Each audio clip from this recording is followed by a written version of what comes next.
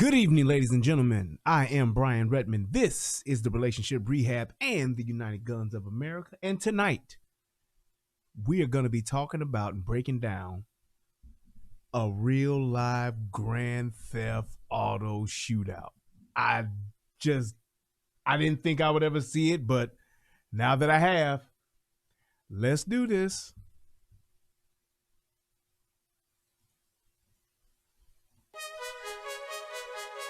Yeah. I don't ever remember feeling like this. But I'm out here in these YouTube streets. So I want you to get your fingers. I don't know what you're doing. I want you to right get now, your but mouse. I want you to check me out. And I want you to check me out. Get ready to do this. It's the Relationship Rehab. Like, share, and subscribe. We coming at you live. So come on, let's take a ride. Hit subscribe to United Guns of America. Just click that link and listen up to what I'm telling you. It's the Relationship Rehab. Click that link right now. You know what I'm saying? It's your boy Brian Redmond, and I just want y'all to subscribe to my channel. You know what I'm saying? I want you to let me know what you think. I'm gonna talk about some things, you can talk about some things, and we can do our thing.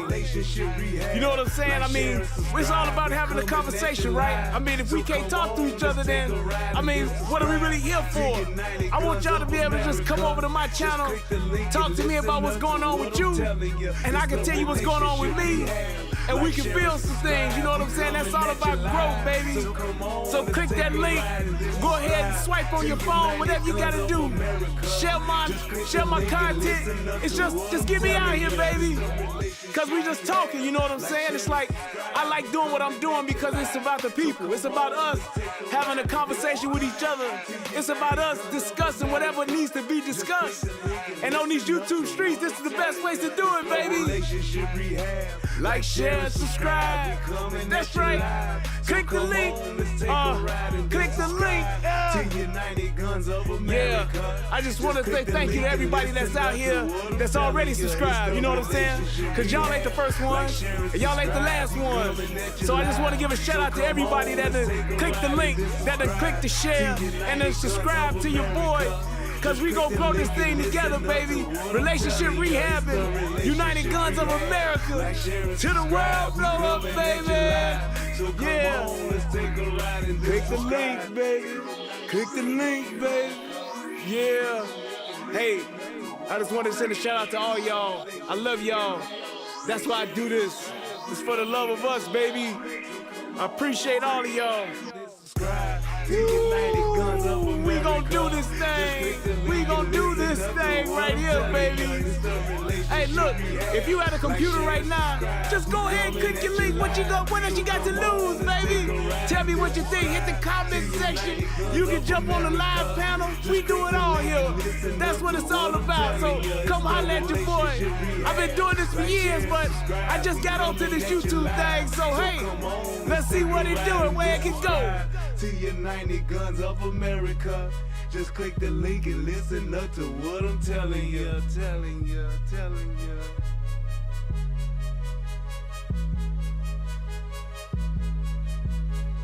What's going on, everybody out there in the internet world? It's me, Brian Redmond, also known as the Relationship Rehab.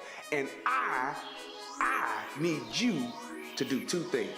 What are those two things? Subscribing to both my channels. I need you to go to the Relationship Rehab, subscribe to that channel, and then I need you to go to United Guns of America and go to that channel. Now you may be asking, why would I do that, Brian? Because it's two of the hottest channels on the internet.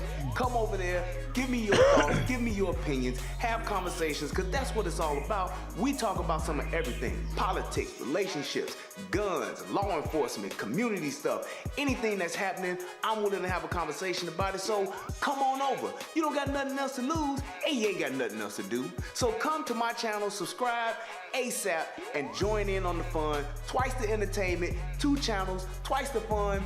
Come on and have a funky good time with your boy. Peace, and I'm out.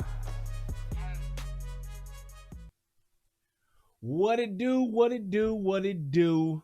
Hey, look, this is one of those shows that I'm just really glad that I'm here to do what it is that I do. I'm telling you, this is like like you talking about in my wheelhouse. I'm like all over this. I can't wait to do this on tonight. So I'm gonna go ahead and go off with my favorite part of the show. What up, cuz? Let me give a shout out to everybody in the chat right now. My man DJ Matt 121, G Friend 94, what's happening? Bread and Circus Entertainment, Mark Adams, Edmund Carter, DeQuan Smith, my cousin Corey Clay, Chris 966, Calvin Dickinson, what's happening? Jax, what up? Here I is.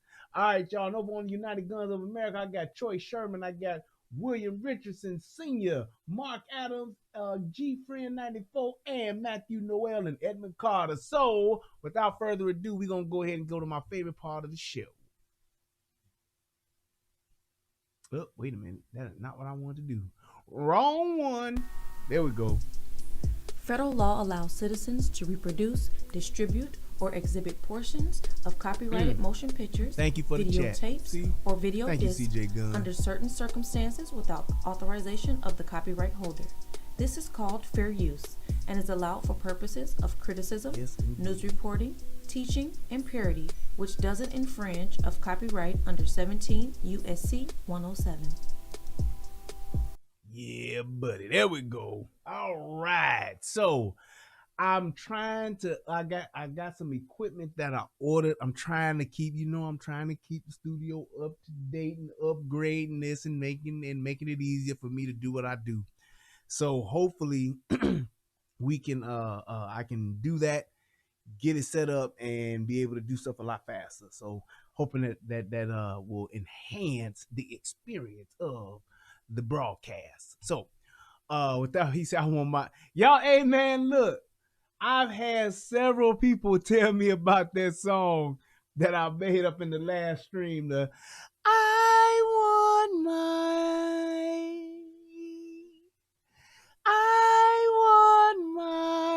AR-15. Everybody loving it. Man, look, I wish somebody could do that beat for me. Hey, I would do it. I would definitely put some bars on it and put a song together. Yes, indeed. I want my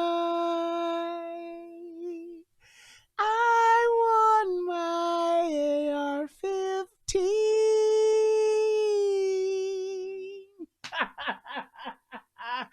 Yes, sir. Yes, sir. He said, bullets for nothing, they get clips for free. Yeah, that was a good time, man. So, for those of you who may not know, there was a shootout. And, shootouts happen quite often, right? You got, gangs shooting out, police having shootouts. But this particular shootout was between the Volusia County Sheriff Deputies. And hear this, a 14-year-old girl and a 12-year-old boy. And I'm talking like they had an AK-47, a shotgun, and a pistol. And no, that is not what the police had. That's what they had. These two kids had an an AK-47, a shotgun, and a pistol. Now, you wonder, how in the hell can two kids get that kind of firepower? Well, they broke into somebody's house and had over 200 rounds.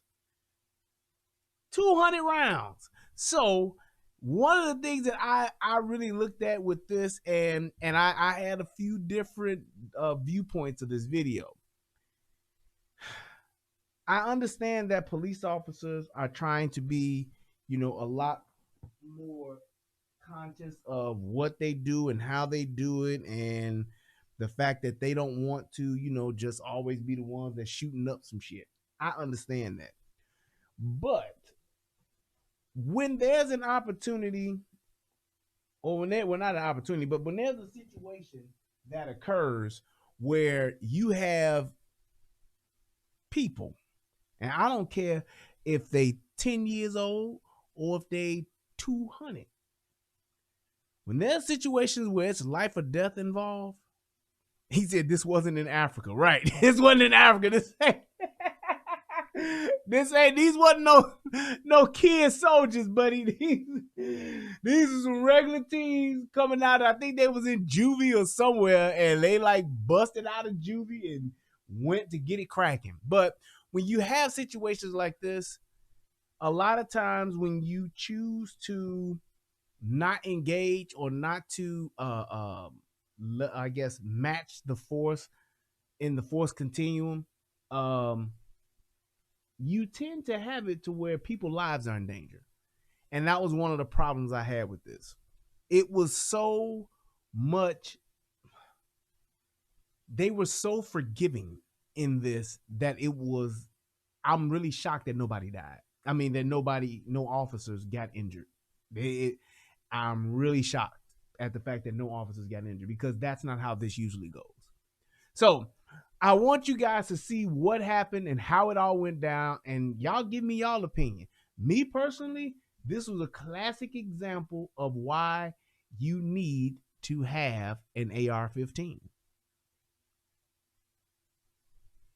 Classic example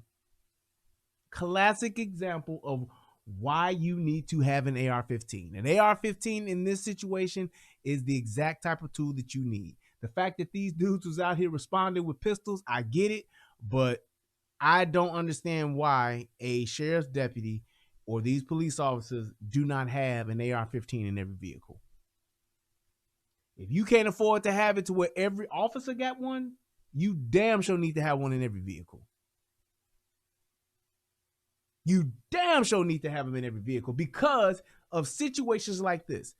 This is a situation where you need to have precision, stopping power, and you need to be able to cover long distance. Just remember that. Precision, stopping power, and long distance. When you're in a situation like this is exactly what you need.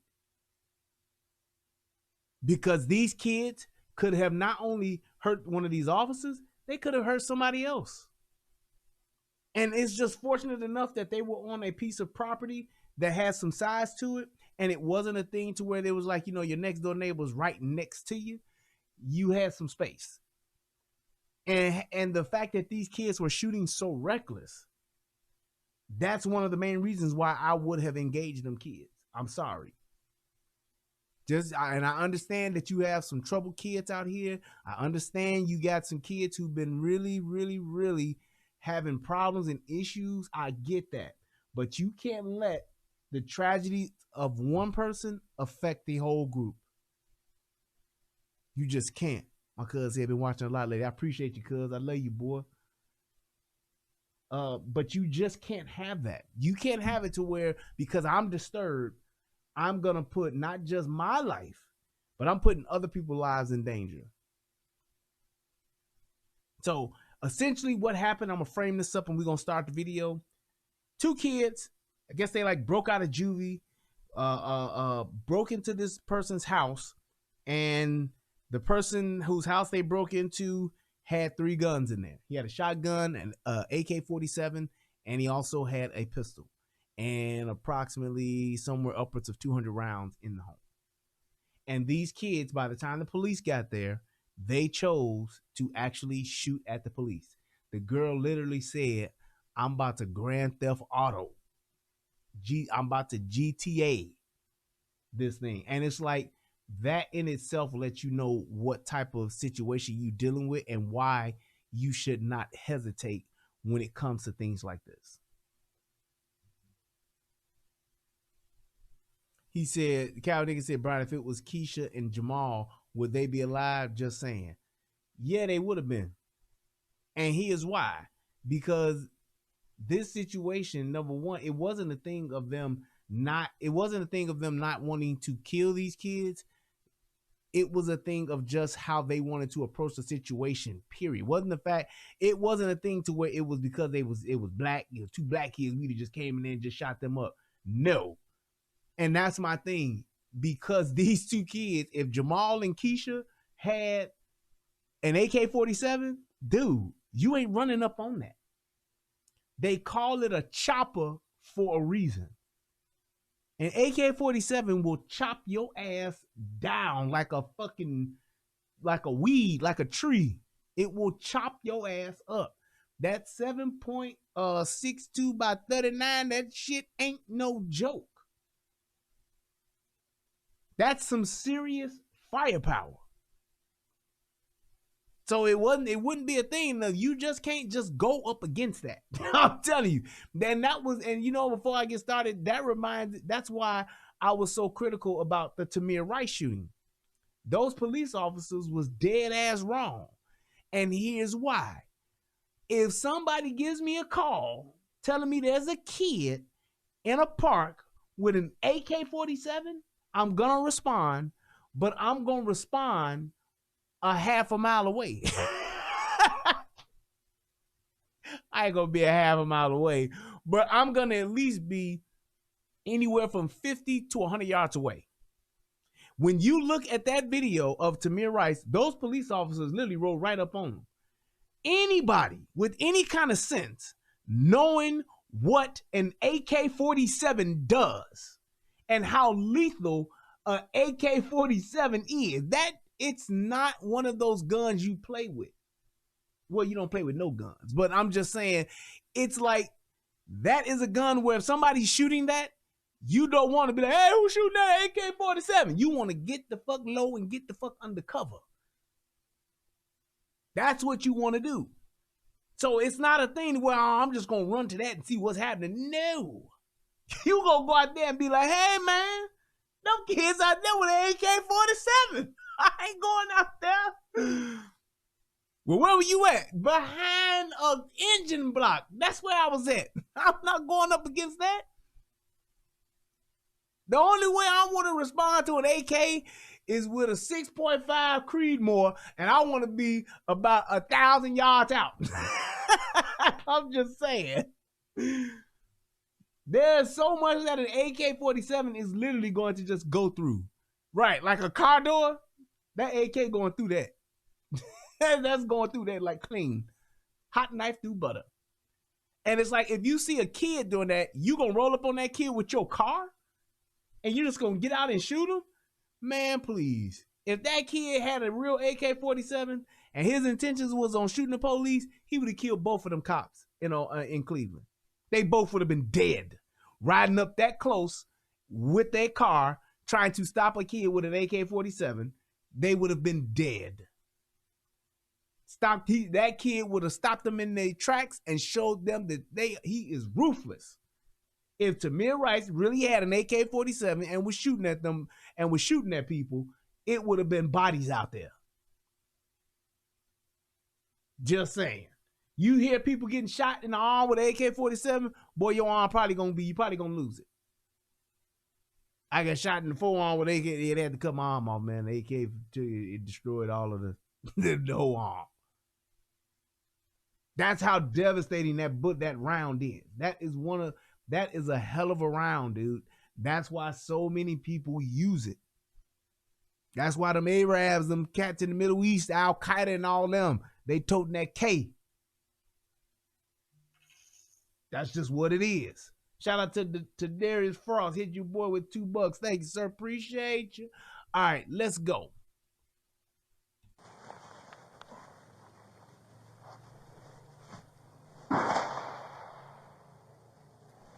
Damn. Shot fired. Anytime you ride up on a call and you hear some gunshots and your response is, damn. Not saying that you ain't supposed to, you ain't responding, but you supposed to have your rifle. That's all I'm saying. You supposed to have this here. If you get to a call and your response is, damn, that means you in trouble. I'm just saying. You supposed to be like, hold on, let me go back and get my shit. You supposed to be like, soon as you hear that, bam. Because it sounded like a shotgun, but as soon as you hear that, man, it's rifle time. I can't remember who the person was that said it. I don't know if somebody can Google it or not, but there was I think it was a police officer, an old school lawman. He said, Your handgun ain't nothing but a tool that you use to get to your rifle. That's what he said. He said your gun, your handgun, your service revolver is nothing but a tool that you use to get to your rifle. Was it James Yeager? All right. I used to watch him a lot too, so it could have been. But that's some true shit. That's what you do. If I'm in a gunfight, yes, I trust in my Glock. I trust in my Beretta PX4. I do. I really do. And I'm very confident in my handguns. However, if I had to choose to be in a shootout where it's not like I'm in a gas station and somebody run up on me. No, I mean, they over there and I'm over here. I don't want to have my pistol out. I want to have my rifle. That's what I want. I want this with me. Just saying, that's what I want to have with me because of it's such an efficient tool. It gives you such greater accuracy. You know, it's a lot less recoil. It's a whole bunch of advantages to this. The only disadvantage to an AR-15 is that you can have troubles in close quarters unless you have an SBR. Which is what I have. So I'm telling you, you talking about, man, up close and personal, I get it. But when you have some type of distance, you pass 15 yards, I want my rifle. I just do. I want my AR-15. But he roll up and the first thing out his mouth is damn. That lets you know you in trouble, bro.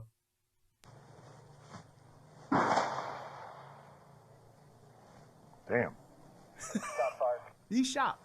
All right, Central. Let's see the gun. Shot fired. Everybody get hard cover. Hard cover.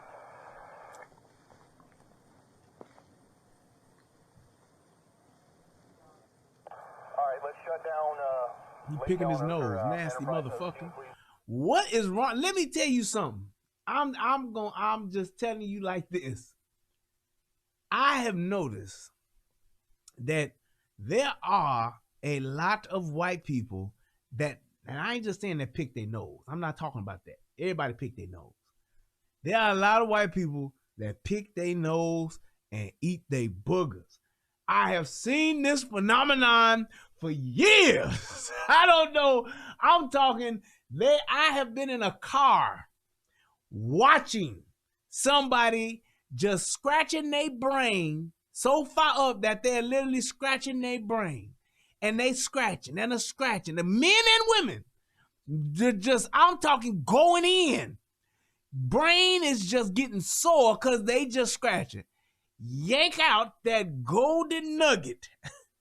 Then proceed to make it into an egg roll. We'll roll that motherfucker up into a nice spring roll and not flick it, not put it on a piece of tissue, not even wipe it on their clothes. They will pop that motherfucker in their mouth. Oh my God. I just don't understand. I'm telling you right now, the times that I have seen this in public, I know what it's just got to be out of control in private. But I've seen this so much in public, I have literally laid on my horn and just been like, you nasty motherfucker, wipe your hands, stop doing that. And they won't, I'm gonna tell you, when you catch a white person doing it, they won't look at you. They'll just keep this way. They'll dig and dig and dig and they'll pull it out and then they'll look at it and then they'll, and you start going crazy, they know that you done seen them and they'll just keep looking forward. I've seen a white lady do it. I just saw a white lady do it here in Texas about a month ago. And I was just like, oh, we on the highway in traffic. So I'm just sitting there in traffic like, God damn, this goddamn traffic. Y'all know this traffic in Texas is crazy. I'm saying like, God damn, this traffic, just sitting there. And I'm looking around, I'm like, oh, God damn, lady. What is you? Oh my goodness, she is really going in. She going to get it. And came out with it.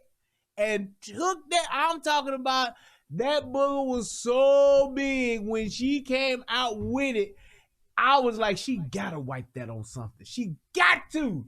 Please, lady. It went from she gotta wipe it on something to please, lady, wipe it on something. Do not eat that booger. And she just said, "Mwah."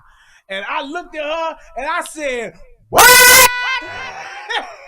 If you don't get your nasty ass the fuck up out of here, bitch. If you don't get your nasty ass the fuck up out of here, bitch. I couldn't believe it. Just gross. And she didn't move. She kept it forward. She was like, eyes forward, mister. Ain't nobody doing nothing. She hit that bitch hit me with the jagger leg. Y'all remember when Jagger Leg was looking at Claude and Biscuit was like, eyes forward, mister. And Jagger Leg was like, ain't nobody doing nothing. That's what she did. She was just looking straight ahead. That bitch never looked over. I was like, oh my God. Jagger Leg was like, ain't nobody doing nothing. All right, let's go. So let's block that off. Everybody make Oh, man. cover.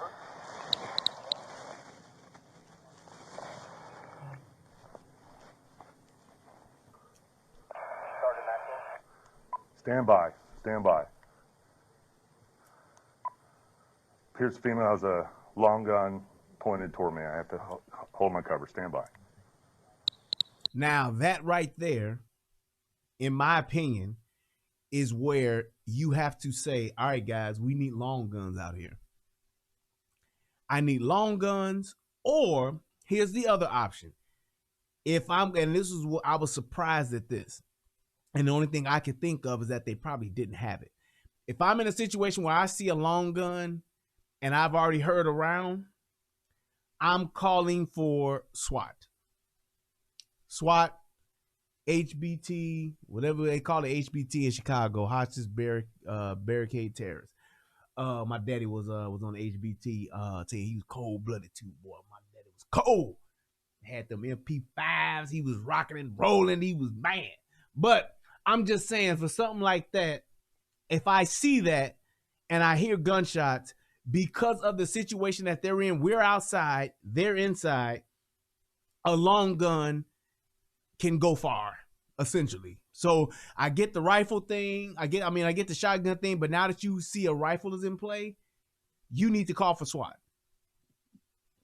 And either then, at that point, if you got SWAT and SWAT is responding, back up, establish a perimeter, get neighbors out the house. You know what I'm saying? You do all of that and you wait for SWAT to come and do this, because SWAT is going to have tear gas. SWAT is going to have shields. SWAT is going, and even in Michigan, we had one of those armored vehicles.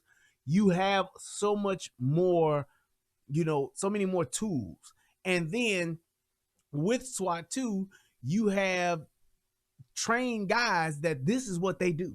This is exactly what SWAT is for.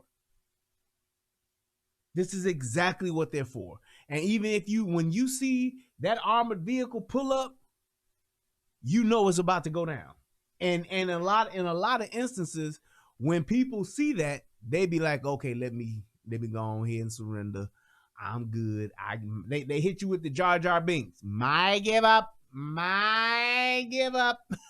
They done. But you do have those extremists that's like, I'm gonna die today. And you want to have the best guys in that situation. You want to have the best guys on the field in that situation. That's just what it is. So, yeah, I give my life. A shotgun or a long gun. Female has it in her hand. Juvenile male looks like he has something in his hand as well. They're at the back sliding glass door on my side, which would be facing the 3.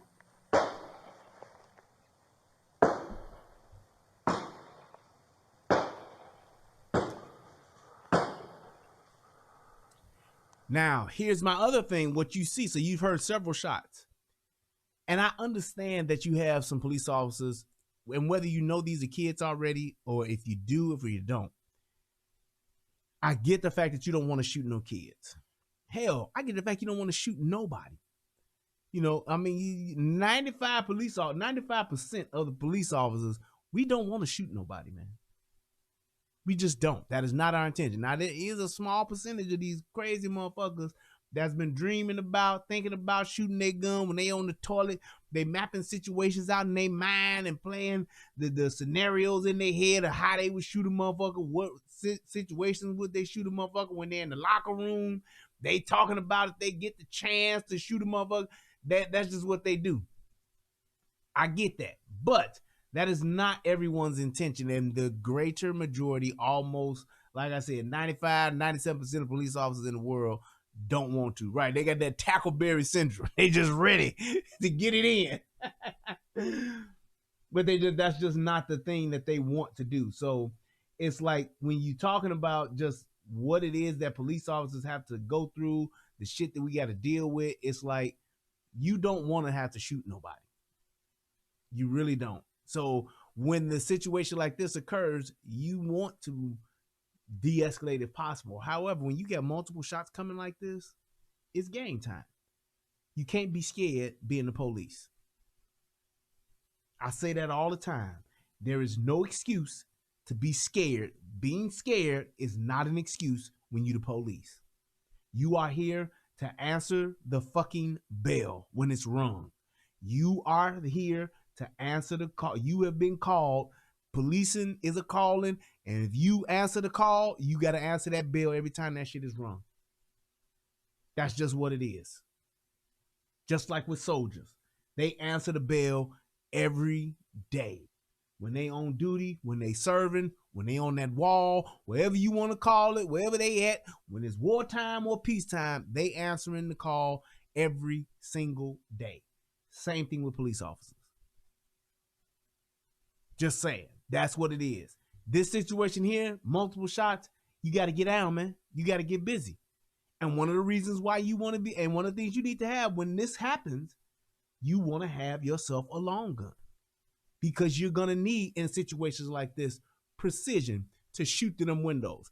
Look at it like this. And looking at this video right here, the distance between this guy behind this tree and that window right there. Let me tell you something. If there's somebody shooting, they weren't at this window shooting at him, but if they were shooting at him in this window right here and they had a fucking AK-47, my man ain't gonna make it. He's not going to make it. I'm telling you right now. He is as good as shot.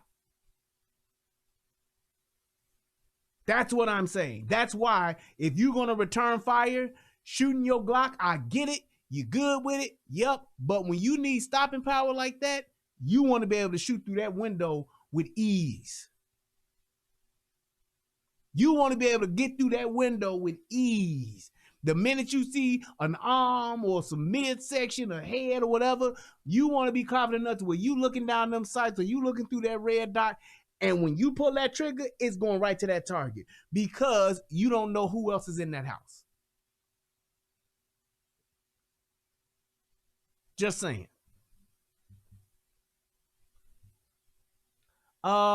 Most police officers are issued, they're not issued plates. They're issued whatchamacallit. Is it I think it's A2. I think that's what it is. It's A2. Where's my bulletproof vest? Oh, my vest is in my closet. I just got my plate carrier. Yeah, my plate carrier is right there. Yep. Yeah, my vest is in my I got two of my vests. I got one in my bedroom and one in here. But yeah, I believe it's A2 or A3 is the level that police officers are. So that basically will stop pistol rounds up to I think 44 close range. I think 44 at point blank range it won't stop, but I think everything else it will. Then I think it will stop. I want to say it'll stop 223 or no. I can't remember. You can Google it though and it'll tell you. But I think it's A2 or A3 is what police officers usually wear. However, SWAT or A4, it's the one, they are usually issued the one that's soft right before you go to plates. Usually. unless you got a broke ass police department. Because I think the minimum you got to have is A3 or A2, whatever that minimum is. That's what they usually. I mean, you usually go the step above that. So if it's A2 or A3, yeah, whatever that is, 3A or whatever, yeah. If it's 3A, then I think the bare minimum that's like in the book is 2A or something like that. But they got to have at least that. And like I said, that stops most rounds until you get into like, that shit ain't going to stop no 6.5 Creedmoor. That ain't going to stop no 308. That ain't going to stop. That ain't going to stop no 50 cal BMG. It ain't stopping that. That's your ass. So yeah.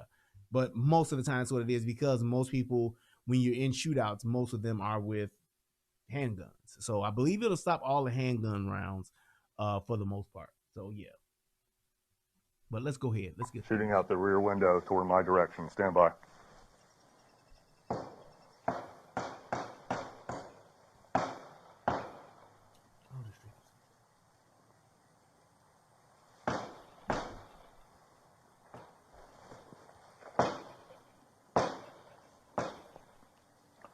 It's coming toward my way. Coming out the street side towards the central. Stand by. They're trying to come out the back door. I'm going to stand by.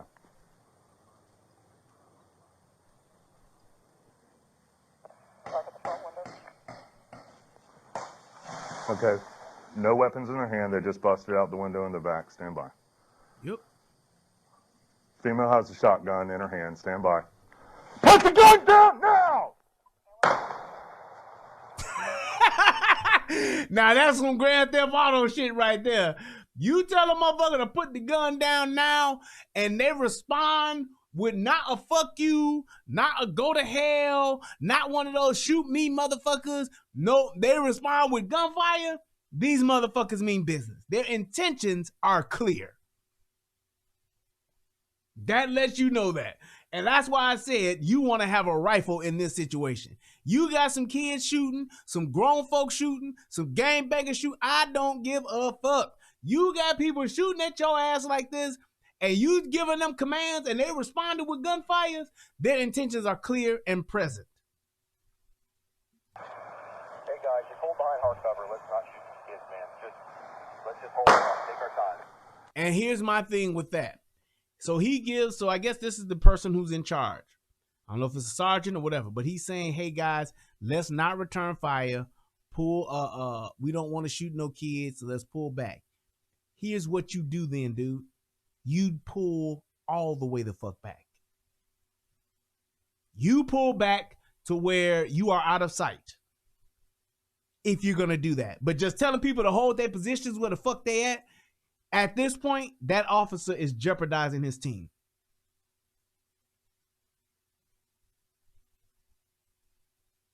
That officer is jeopardized. He's putting his guys' lives in danger right now because he's thinking he don't want to shoot a kid. Fuck that. This ain't no kid. This is a motherfucker with an AK-47. This is a motherfucker with a shotgun. That shit is out the window. Any kid that got a weapon in their hand that is a deadly weapon, it ain't a kid. If you can confirm that this kid has a deadly weapon, this is a motherfucking threat. All of that, oh, it's a kid, man. You know, he don't really mean what he doing. She don't really mean it. Fuck out of here. She was the one who quarterbacked this shit. No way. Wolf Bear said, I've been hit with a 308, but it was, level 3 steel. Okay, I was about to say, nigga, you ain't supposed to be here. You get hit with a 308. But he got level 3 steel, and it hurt like hell, bruised for weeks. I can only imagine, dude. Ooh-wee. Boy, that 308 is business. 10-4, they're shooting at me. Hold it. Hold the air. I'm code 4. She's re-racking around inside the shotgun.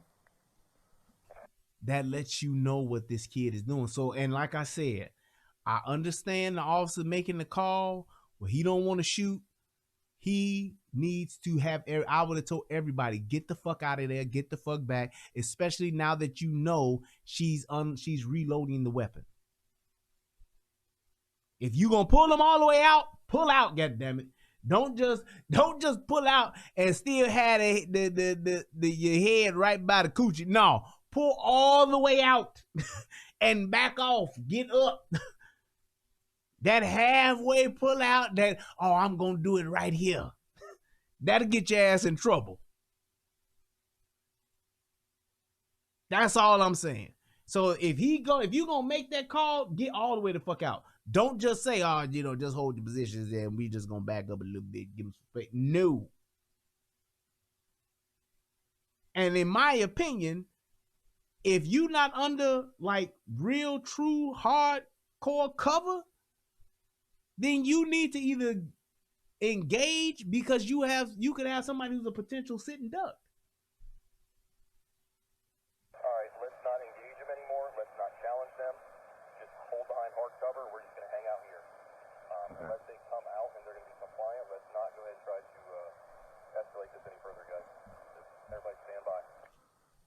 WC4, she's racked around the shotgun. The window is busted out on the patio side. So if she comes out, she's going to have the firearm. Okay, well then you challenge her.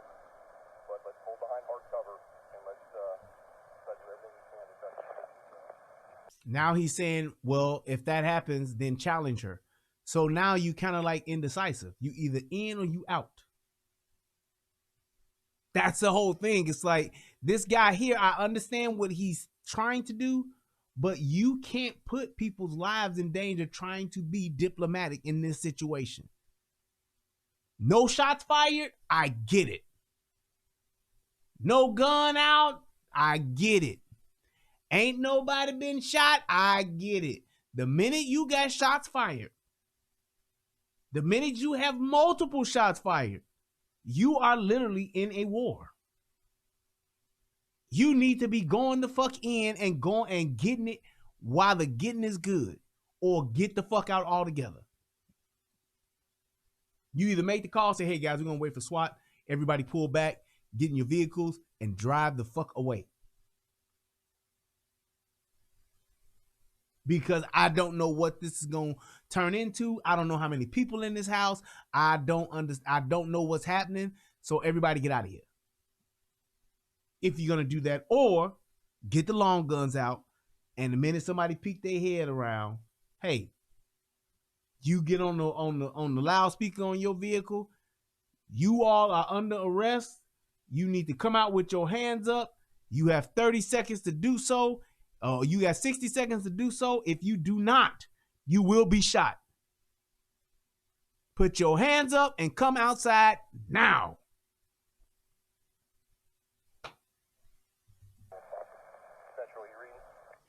Juvenile male has a firearm in his hand. Juvenile female is at the 1-2 side corner. I'm not sure if they're going to come to the front door or not. Stand by. Don't let me do this. Don't do this. Yep, and James said, and it's getting dark. Come your hands now! Do not approach that door. She's got a shotgun pointed at that door inside on entry. Just so I'm clear for everybody, nobody should be approaching anything. See, that's the thing. It's like he's right in that situation. You can't just approach that door. No way. You can't expose yourself because and the fact that it is getting dark, the advantage is to the people in the house. The advantage is to the people that's in the house, not to these guys that's outside, because you all are losing visibility by the minute. Calvin asks, he says, Brian, how many cops do you think are scared in situations like this compared to SWAT?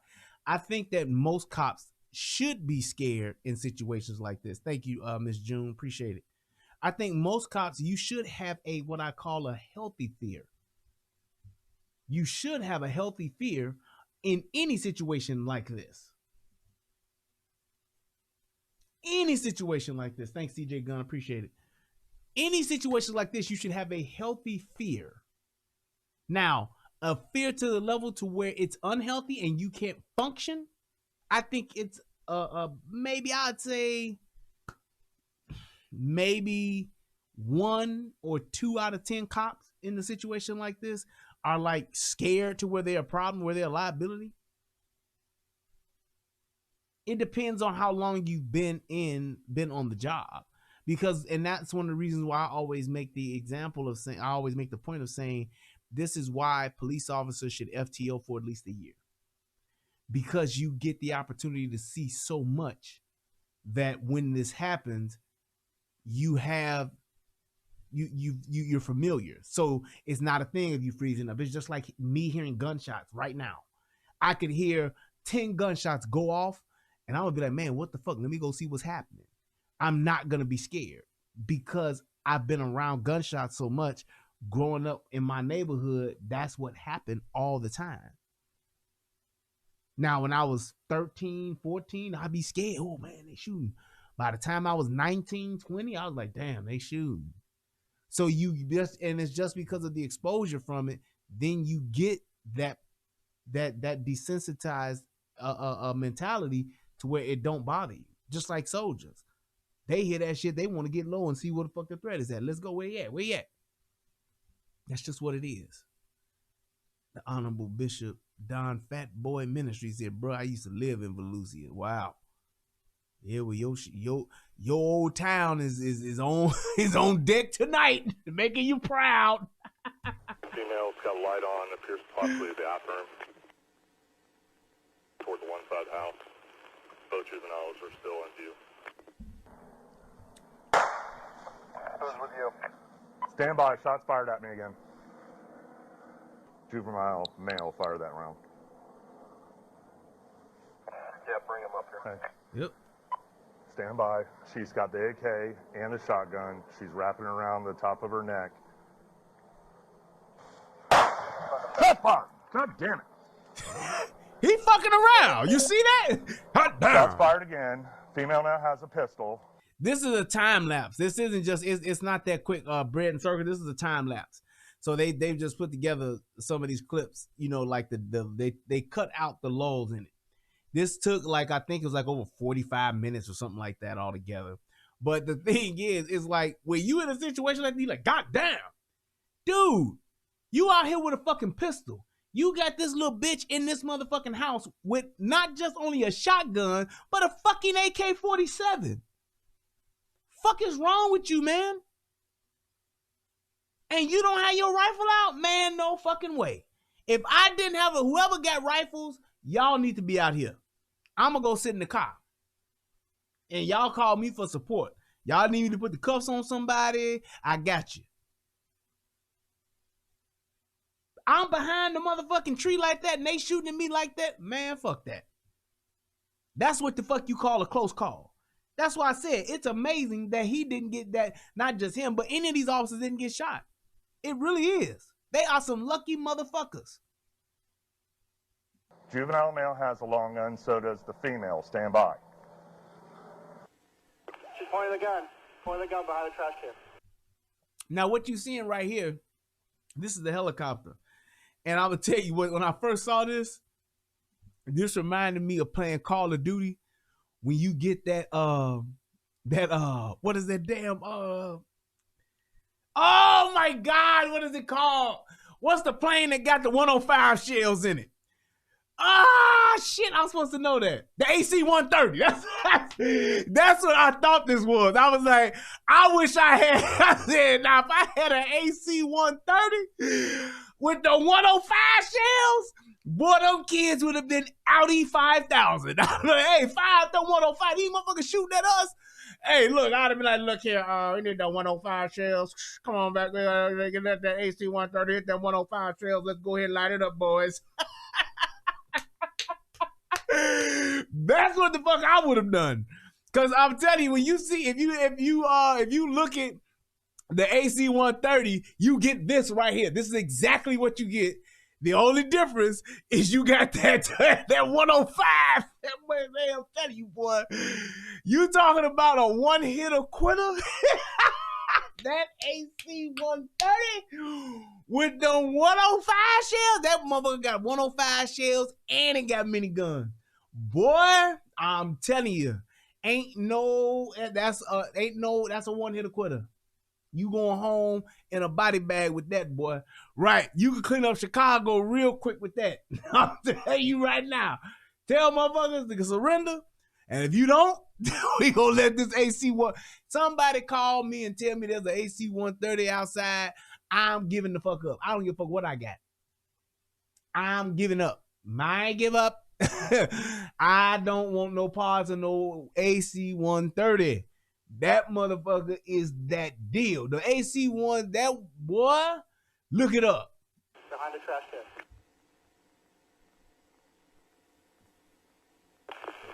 You guys be careful of your phone markings out there by you guys. Matter of fact, I'm gonna show y'all what that is. Central, shots fired, LEO, shots fired. The boy guy is retreating inside. Everybody stand by, stand by. Yeah, buddy. He's right there.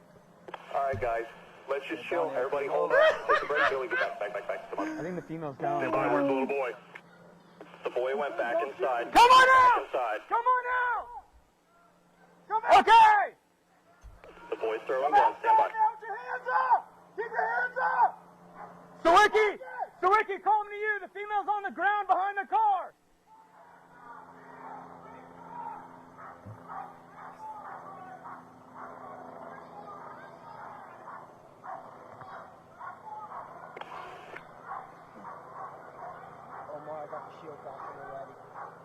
Now, what's happened is they have shot the girl she's gotten shot in the center mass. So somebody done shot her ass, and now she's down and giving up. And now the other kid, he's giving up too. He's like, okay, fuck it. I done had enough. I quit. After he done seen her ass get shot, he realizes maybe this wasn't such a great idea. Yeah, I'm out of here. I'm sorry. Time out. I'm done. I don't want no more parts of this. That's pretty much what this motherfucker done did. So, yeah. Man, where is this shit at? That ain't what I saw. I'm trying to find this goddamn AC-1. Oh, wait, there. I think that's it. Nope, that ain't it. No, that's just the one that's just showing it at night. God damn it.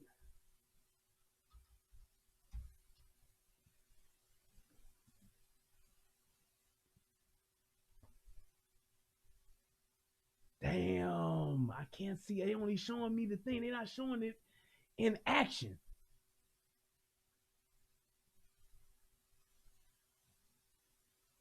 God damn it. Oh, wait, there it is.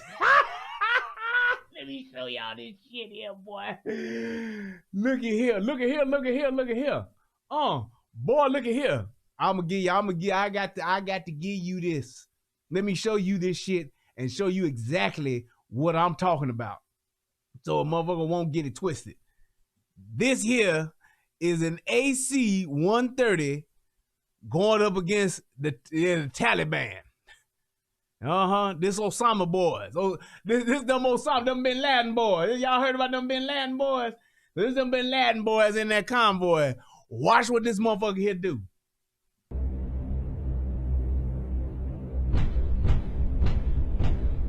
Yeah. So that wheel's gone. Yeah. I don't think that vehicle's gonna move anymore. Yeah. That's the gun. That's the minigun. That's not a fan. That's that minigun. Yeah. Yeah. We got it pretty good. Yeah. Y'all see that? That ain't the 105.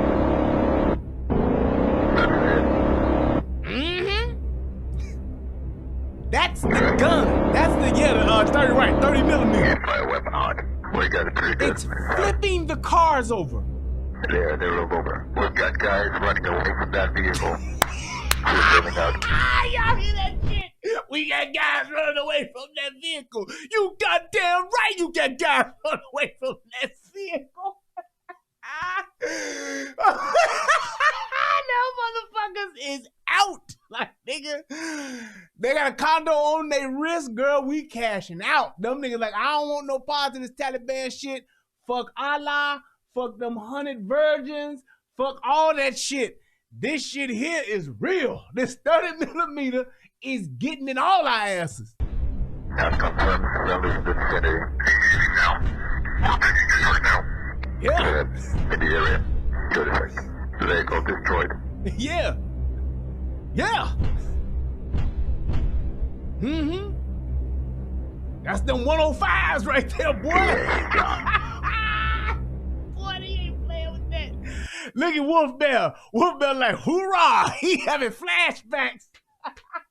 Wolf Bear having them flashbacks like, yeah, I remember that shit. Serious. That's that 30 millimeter. In the area. That's ahead. Look at that. In the area. Oh, that's the 20 millimeter. That's the M61. Yeah, that's the M61 right there that's going off. It's selected right there in the bottom left In the corner. area. That's ahead. Boy, do you see? That's a hit. But that first one, that's that 105, baby. See how he's selecting that shit? Oh, that's the M60. The L60, 40 millimeter. I don't think that vehicle's gonna move anymore.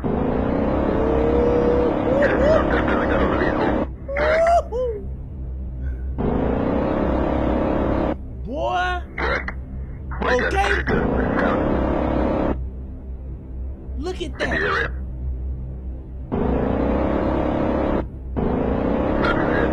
Y'all see them rounds going down, right? He had 2,500 rounds in that shit. They didn't even load the 105. Fire weapon on. We got it pretty good. That shit says hot. You see that shit flash? We've got guys running away from that vehicle. I was running out. That shit says hot. Good. In the area. Good. USA, motherfuckers. Gonna go out there and go get them boys.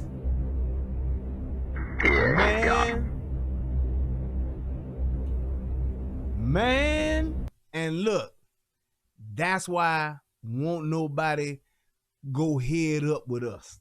That's exactly why. That's why motherfuckers ain't trying to go head up and march on these shores, watch them walk up on this beach, cause this is a video game. That ain't no video game, boy. All safe cybersecurity? No, sir. That ain't no damn video game. That is that real business, partner.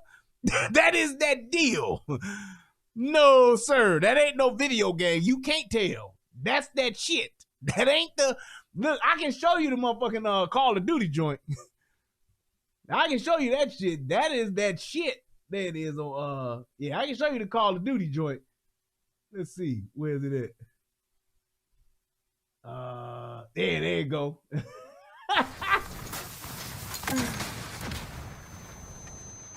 Yeah. Here go on Call of Duty. Damn. Yeah. Bro, you're not gonna make it. You're not getting in there.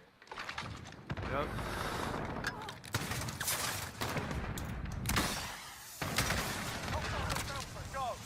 Behind you. Mm-hmm.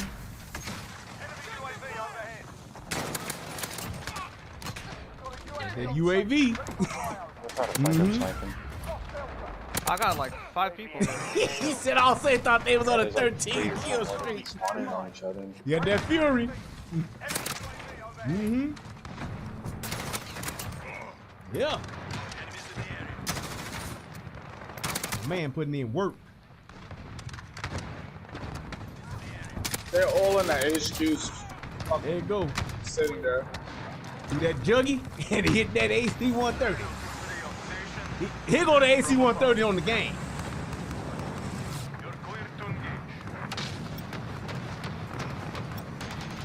Yeah. Boys. That's the game. That's right. Camping back there already anyway.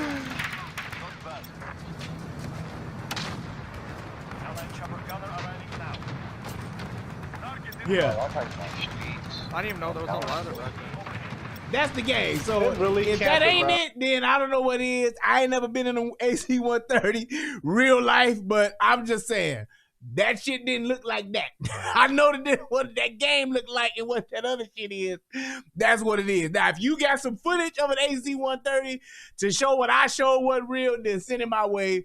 Other than that, what I saw with that Taliban shit is what the fuck I'm saying it is. I don't know of a game that looks like that. So it is what it is. I was on the ground there. Hey, let's get him secure, get a status on her. Get him secure. We still got movement. Hey, we got movement. Going back towards you. That's the boy there. The girl is laying down.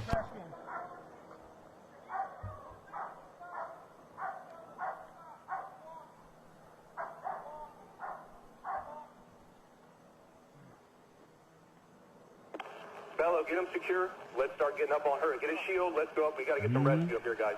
Once he's secure. All right, stand by. Advise when he's secure. Yes, please. Hey, click that like button, please, guys. If you're watching, please go ahead and click that like button. Start moving up. Rescue will come up when she's secure. Light her up. With a light.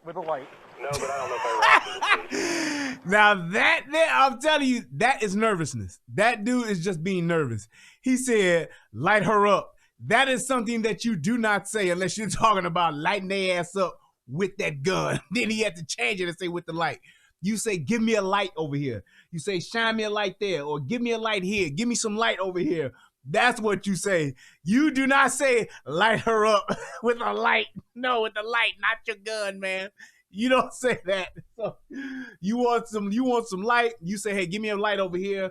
Give me a light there. Shine a light on her. Shine a light in this area. That's what you say. You don't say light a motherfucker up. Light it up. No, that means get busy. You got eyes on her? well, let's worry about getting her secure.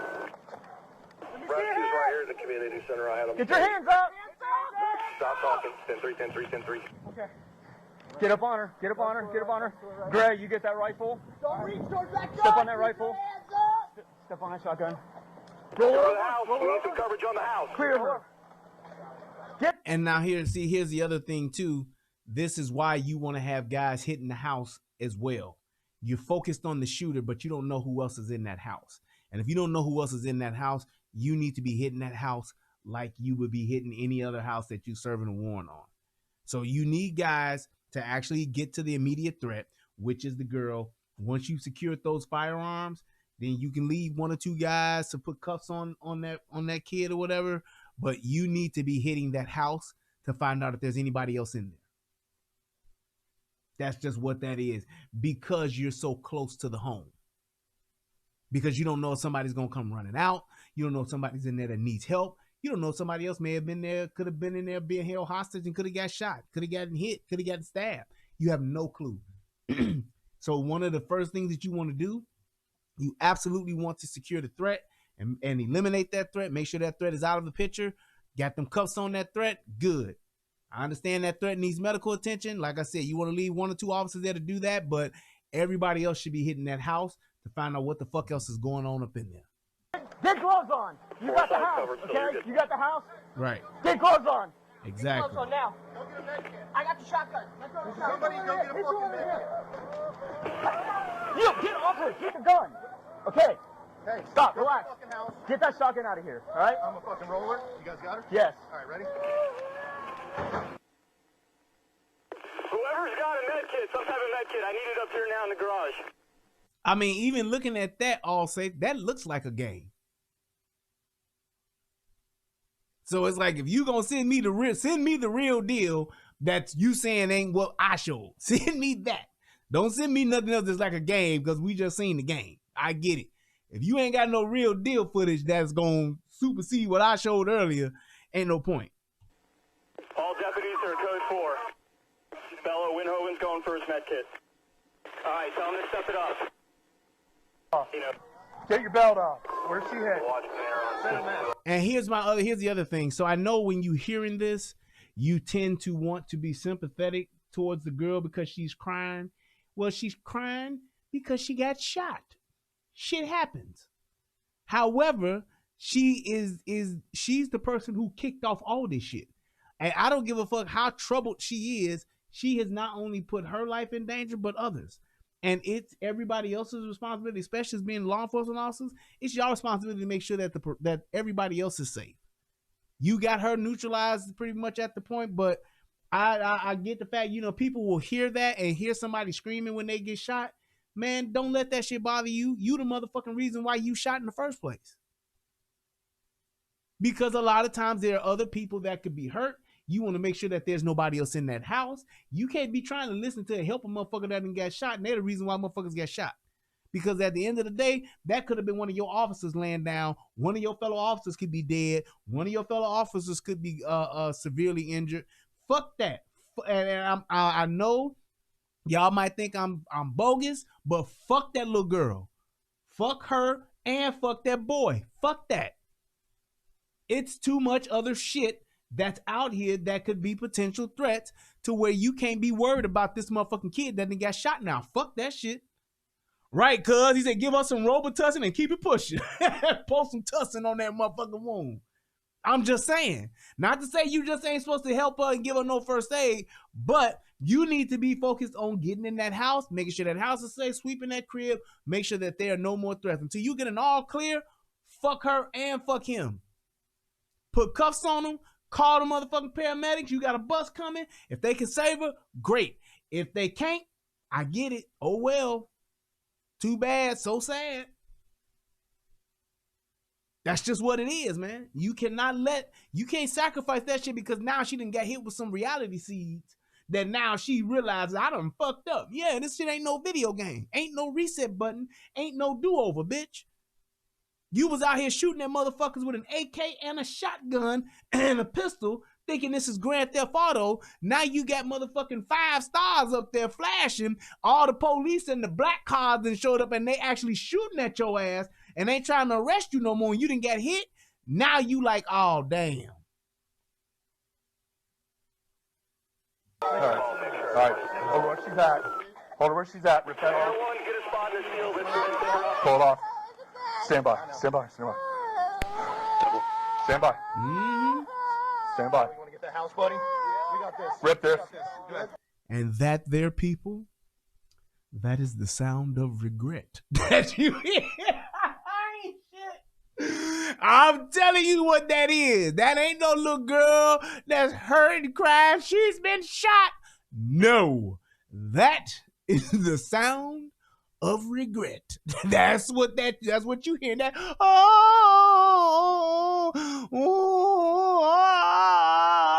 that is regret. That's what the fuck was I thinking? I done fucked up. That's what that is.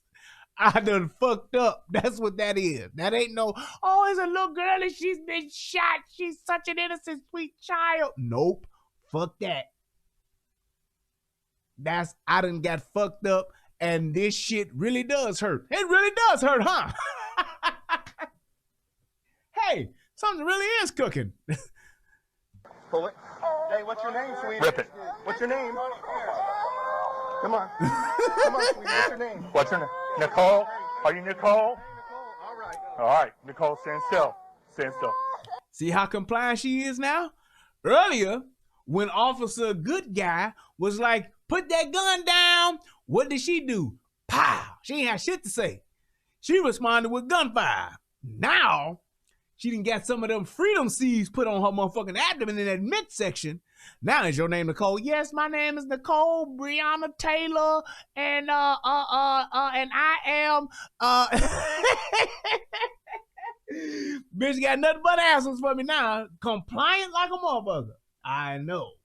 Hey, Watchy. Do it. I need something. Where's she hit? Show me her injuries.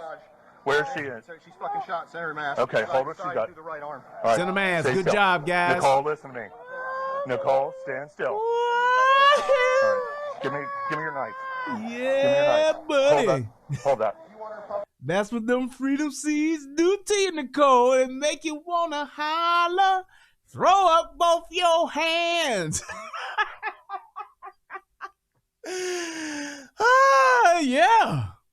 Nicole had gunshots sitting out and got shot. Now she's laying in the driveway and she don't know what to do, so she's crying. Whoa, make her wanna holler, throw up both her hands. Whoa, make her wanna holler, throw up both her hands. That motherfucker singing that Marvin Gaye. She didn't even know she knew Marvin Gaye, but now she do. Now she laid out, make her wanna holler, throw up both her hands. Boom, boom, boo doo boom. Boom, boom, boo doo boom. Stay still. Fucking around. Let's go. Grab her. No, let's go. Let's go. Let's throw her in the fucking car. I'm not waiting around for these people to get here. Let's go. All right, here we go.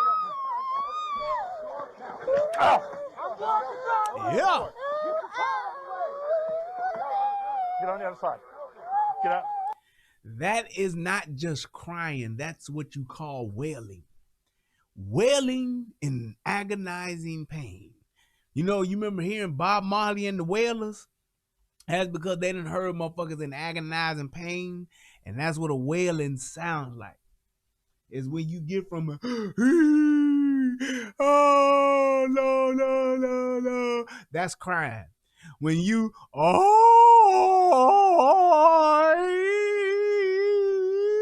it sounds like you off key and you singing.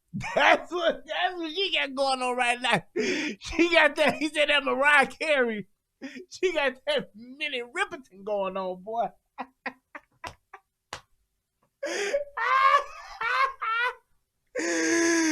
Yeah, she got that Minnie Riperton going on there.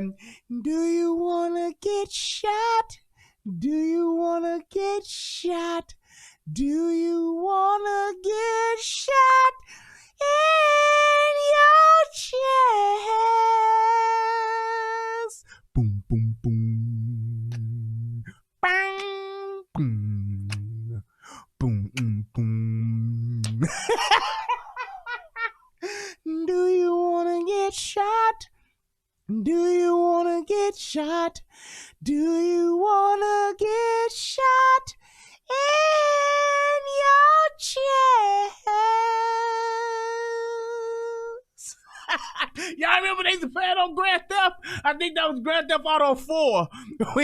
When they had that Minnie Riperton on there. Boy, you complete that mission, get in that car and it's raining outside, that Minnie Riperton come on, you going back to your safe house. Boy, you be driving like, yeah, I killed that mission, boy. I'm going to go back to the crib.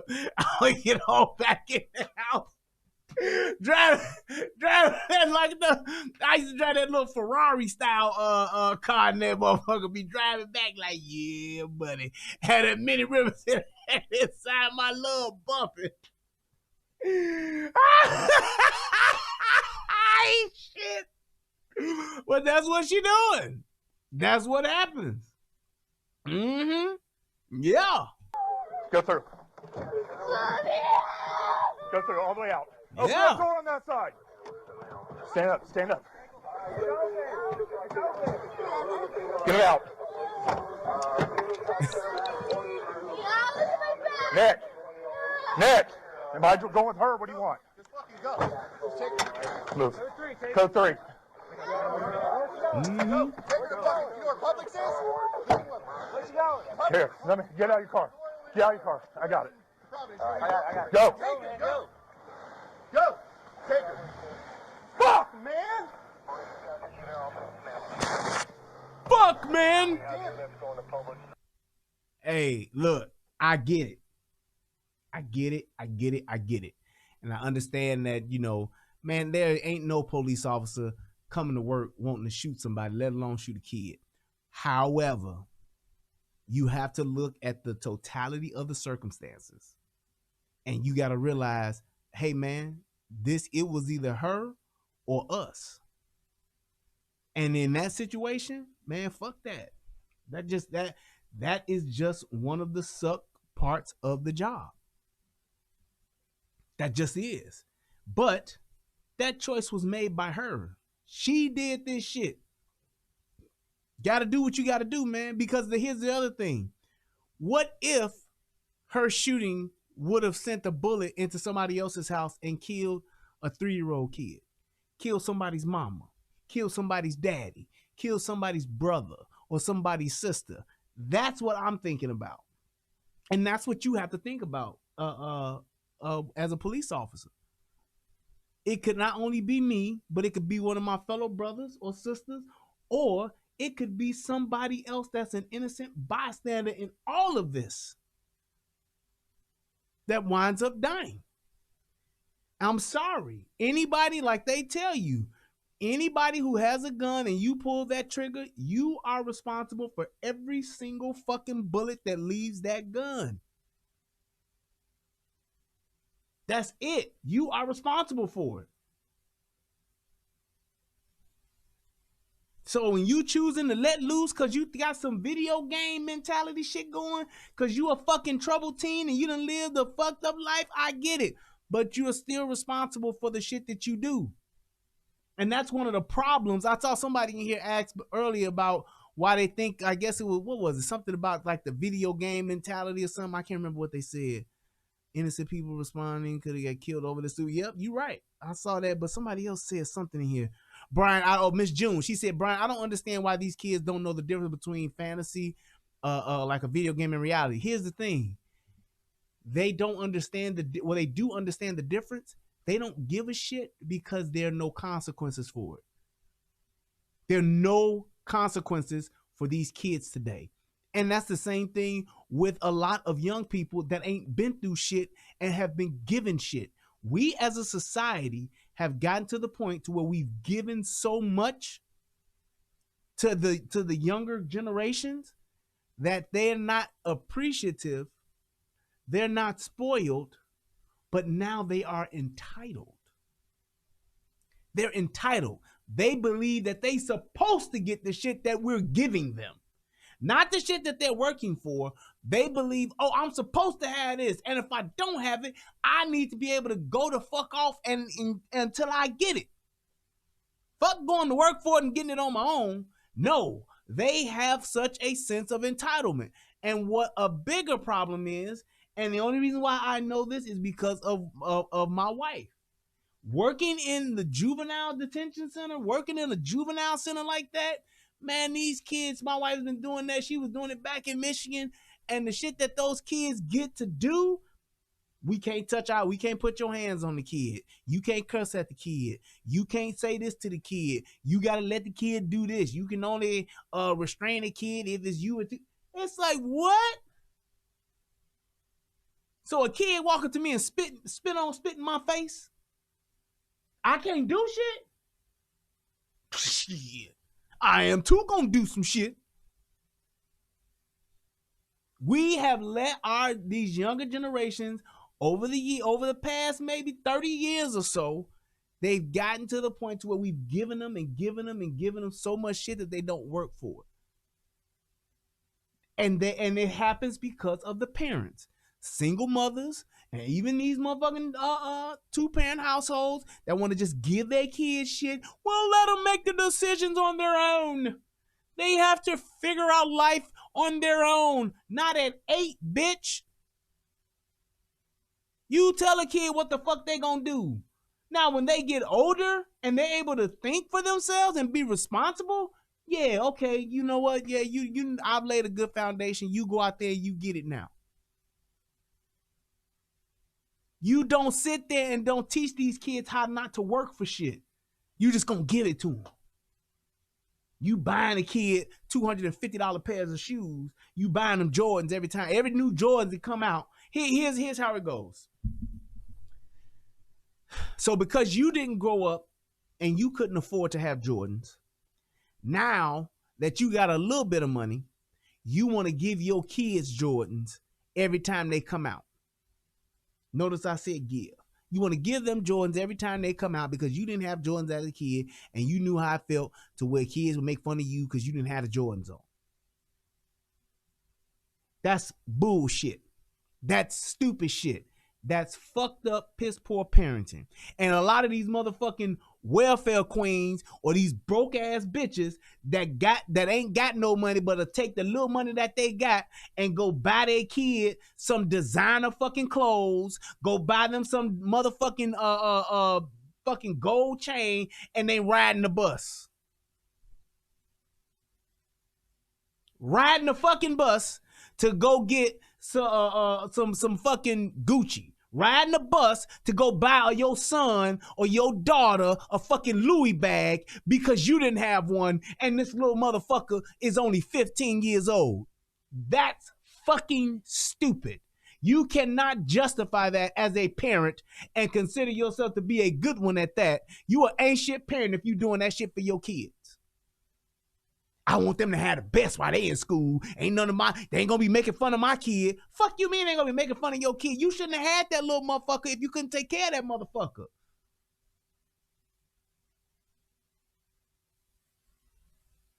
I'm just saying.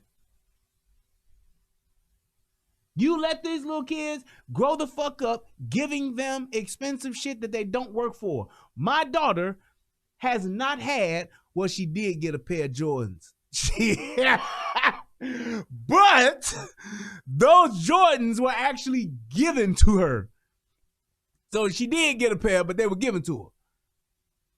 However, shout out to you, damn cuz. Shout out to my cousin. However, I'm not buying my kid no designer shit. And the reason why is because, number one, she's only 8. She doesn't even understand designer anything. Hell, designer don't even understand what the fuck he be saying most of the time, let alone my kid understanding what designer clothes are. So no, I'm not rushing out to the store to get my kid Jordans, to get my kid Gucci, to get my kid Chanel, to get my kid Louis Vuitton. Fuck that. I'm not doing it. Why? Because my kid ain't worked for it. And because of that, I want her to earn it. The first pair of Jordans that I got, I actually bought them myself. I was 19, I believe. I was 19 or, no, I was older than that. I was 21, I believe. I was 20 or 21.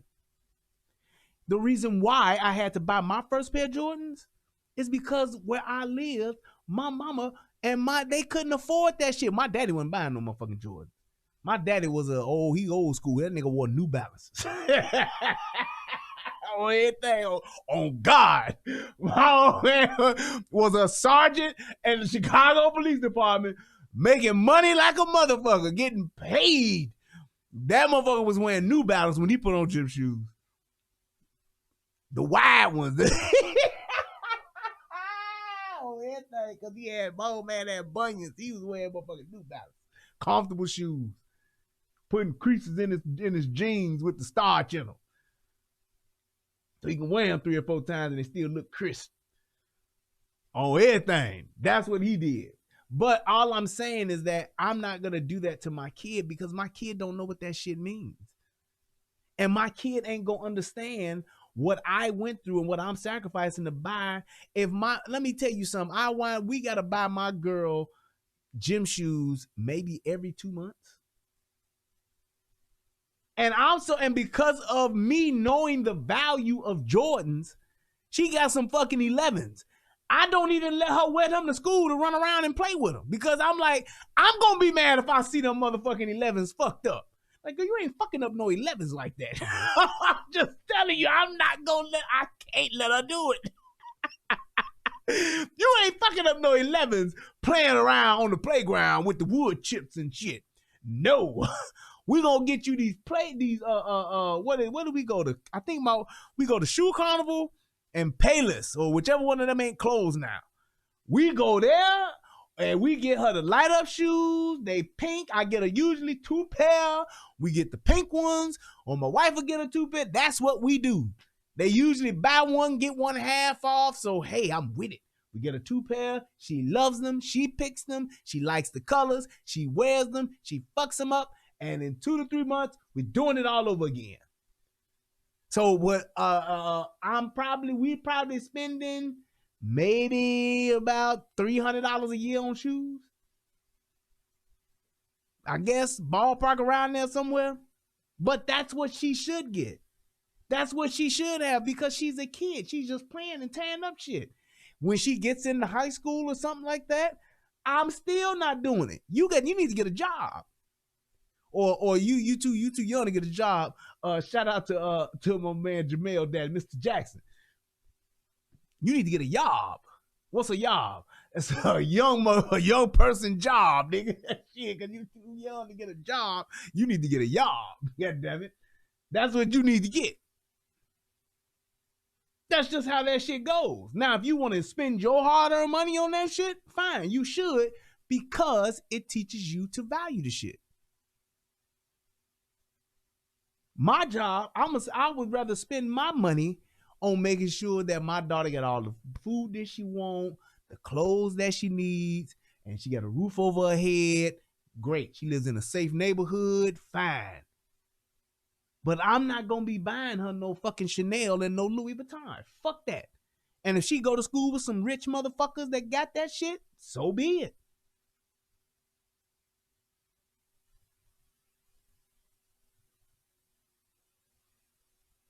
That's all I'm telling you. You have to let kids earn the shit that they get because that's the only way they will appreciate it. That's the only way.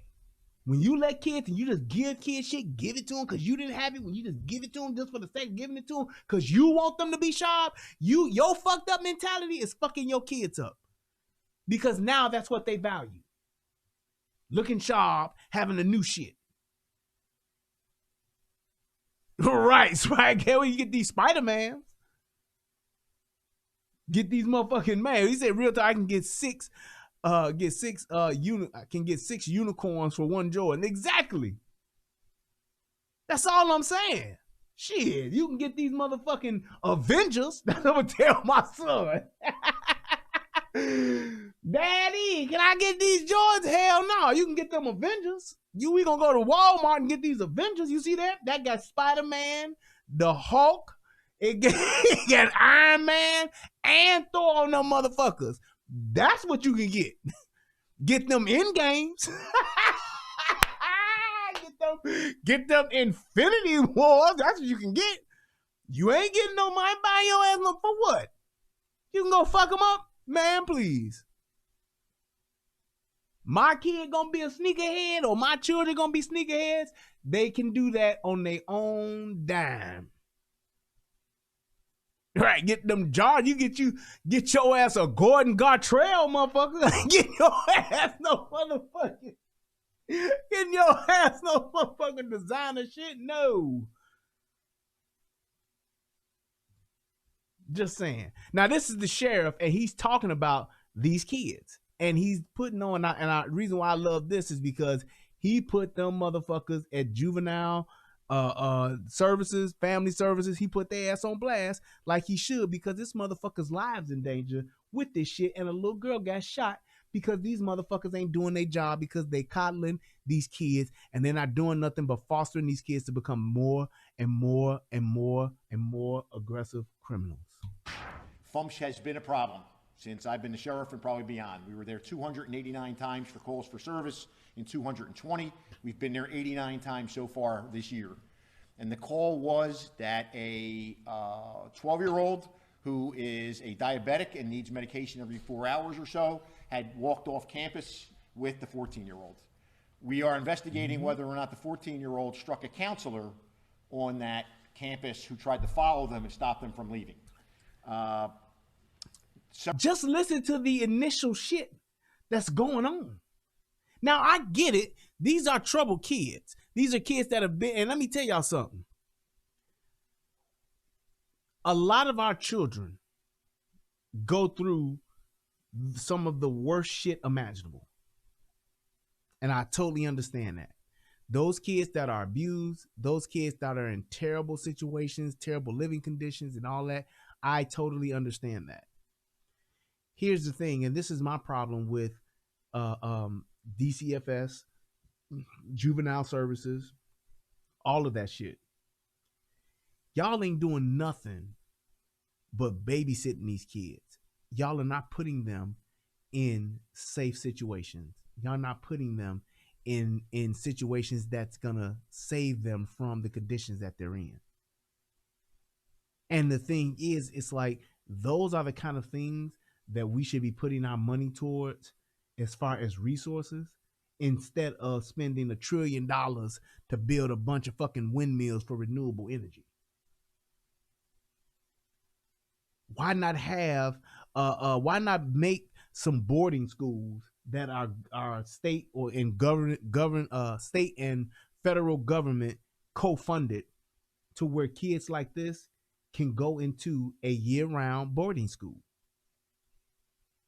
Now, if you get into that boarding school and you fucking up and you just gonna be a fucking problem child, I get it. Put their ass in juvenile detention or put their ass in a mental health institution, because a lot of kids do just need that. They cannot function because of the trauma and the damage that's been done. But a lot of other kids, they just need stable, structured environments and some discipline, like people do when they take their kids and put them in boarding school, or they put their kids in military, in ROTC schools, where they live on campus. They got dorms, they got the teachers and shit, instructors there.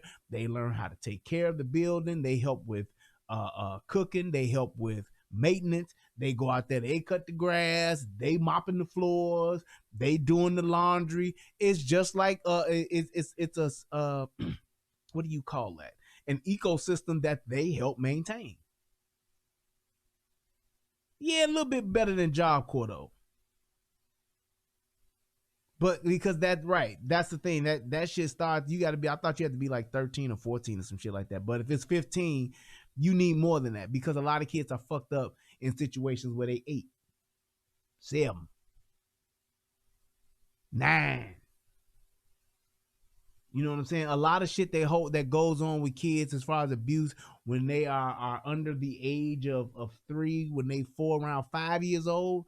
That's when they really start retaining and remembering that shit.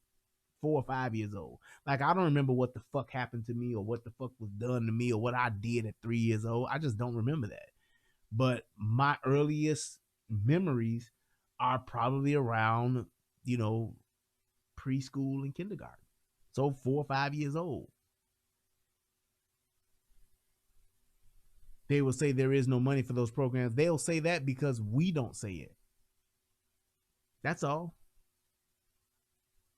They say that because we don't say there's no money for it. We know what the fuck we're spending. Anybody in this fucking country can look up on the internet and find out what our government is spending money on and where. But when you got motherfuckers voting for the assholes who's spending all this money on fuck shit like, oh, we're gonna give $30 million to a museum. What? Oh, wait, we're gonna give $20 million to Pakistan for transgender research. And ain't nobody saying shit because they want their side to win. That's what you get. That's on us. All motherfuckers that voted for these motherfuckers that's just giving money away because niggas want to sit their ass at home and don't want to work. They want that extra $600 on their check. That's where your money's going. When you got these motherfuckers just taking money and putting it towards a bunch of fucking, we gonna build windmills, we gonna close down this pipeline, we gonna make windmills. But what about people who out of work? Oh, they can find another job. And y'all cool with that shit? Hey, that's what it is. That's exactly what the fuck it is. When you got motherfuckers saying we need to shut our fucking economy down indefinitely, that's what it is. Just like now. States are open back up. Countries about to officially open on July 4th. I don't know how the fuck they picked a date that I guess coronavirus will be gone, but whatever. They got these motherfuckers opening back up, but you know what the problem is now? And it's gonna happen all across the rest of the country because I'm seeing it here in Texas. Every retail, fast food business, these little restaurants, they all have hiring now signs in the window, and people aren't going back to work. Yep. People are not going back to work. And you know why? because they're making more money sitting at home on their ass. These motherfuckers been sitting at home for so long, they don't want to go back to work now. They're finding any and every possible way to not go to work. I'm a scheme, lie, do whatever it is, duck, dodge, hide, whatever I got to do so I don't have to go back to work. All of these motherfuckers, and see, the thing is, what a lot of people don't realize, well, shit, you don't make as much money as you did in unemployment, because of, that's not the point. I can make just barely enough to where I can get by, or I can turn around and take this little bit of unemployment shit, maybe find a little scheme, maybe flip some dope or something like that, just to make sure I can get by, as opposed to having the responsibility of getting the fuck up every morning. That's what's happening. And I'm telling you, it's just one of those things where now we're just now getting back into it. But here's what's fucked up. Your government ain't telling you what's going on. All of these motherfuckers that went out and voted for Biden and Harris, they the very motherfuckers that ain't saying shit about it. Just like when that jobs report came out about a month ago, and you saw that these motherfuckers ain't got no job, and the jobs ain't back like they said they was. Motherfuckers ain't saying shit. Country ain't telling you a goddamn thing. So that's what's happening. You have people that don't want to go to work. People ain't going to work. It's only so long that the government tick gonna be able to feed you. But then what's gonna happen? You're gonna have motherfucking crime is gonna keep skyrocketing through the roof. Right. Look at how fucked up California is. California, man, do y'all realize that these motherfucking Democrat cities, these major Democratic cities, are all but bankrupt? All but bankrupt. On the verge of bankrupt. They were so desperate for Biden to give them that money that it would have they would have been bankrupt. California as a state is damn near bankrupt. And I'm telling you, watch how it is with these other cities, your Detroits, your Chicagos, your New Yorks. Watch them over the next year, 2 years. Watch what happens. All this quick little bounce back shit, let me tell you something. Just because you don't have the media telling you what's fucked up, don't mean that shit ain't fucked up. They just not talking about it. That's all. They're just not saying. Just like all that shit that's going on at the border. They just not saying. You don't see it on the news no more, now do you? But that don't mean it ain't happening. I'm telling you, it's going to be bad. Because it is bad now. It's just going to get worse. And it's going to get to the point to where they can't cover it up. Several times after 5 o'clock, deputies encounter them, and each time they run from the deputies. And at around 7:30 approximately, on the Osteen-Maytown Trail that runs behind the property, deputies are alerted to a young white male and a young white female who broke into a house right off the trail. Deputies go to investigate, and they observe that windows are shattered. They look in, and they then somehow are able to make contact with the owner of the property. They don't go into the property. That's something that I would have done. They don't, and thank God they don't. They contact the owner of the property. The owner of the property says, hey, I just left the house 15 minutes ago. Now, I don't know what the fuck sheriff was thinking on that, but I wouldn't have did that shit neither. I'm not just going to storm no motherfucking castle, and I don't know what the fuck is in the castle. I'm just not doing it unless it's a dynamic situation where some shit is fucked up right now in the moment. I hear people hollering, I hear gunshots firing, I hear kids crying or some shit. That's different. But just going up to a house, you don't know who's in there, you don't know what's going on, and unless I got a fucking SWAT team with me, I ain't going. Everything was intact. Nobody should be in my house. Was already but done. Be advised. See, and here's the thing though. So Detroit, he said, was already done. Detroit was fucked up, but Detroit was on a comeback. Detroit was being literally was that whole gentrification thing was happening. But here's the problem. Well, what people don't understand, I did a show when this shit first started about a year ago about the economy. The economy it's an ecosystem. It's an ecosystem. It requires people to work and spend money and putting that money back into companies so companies can put that money back into your pocket. It has to work like that. So the government can get taxes so the government can function. It has to work like that. We have to work and we have to have companies and we have to fund the government so that we can all function. When you take out a major piece like was taken out, with the workforce being basically decimated, the only thing you really had functioning was essential services, liquor stores, government, whatever, social safety services, stuff like that, doctors and stuff. That's okay. How long can you sustain that though? And mark my words, I'm saying it now. It's gonna be this fall, flu season, whatever. It's gonna be the worst strand of COVID ever made is gonna come this fall, and it's gonna be the same shit all over again. Mark my words. There are 3 firearms in the house, and there's about 200 rounds of ammunition in the house. So deputies begin to keep eyes on. They call for more resources. They announce their presence, and in fact, they know that we're out there. And this goes on for a while, because some of the body camera footage you'll see is from 7:30, 7:45, and then some of it you'll see is heat-seeking from Air 1, and then some of it you'll hear the gunshots, you'll hear the voices of the deputies. And just to share the transmissions with you that we had transcribed, when the event starts, it starts at roughly 20:28, which is about 8:20 at night. Shots fired from inside the house. 2 minutes later, long gun pointed toward Alpha 40. A minute later, shooting out the rear window towards 40. 33 seconds later, shooting at Alpha 40 right now. At 20:40, 8:40 at night, juveniles made verbal threats to kill LEO. LEO ain't Leo.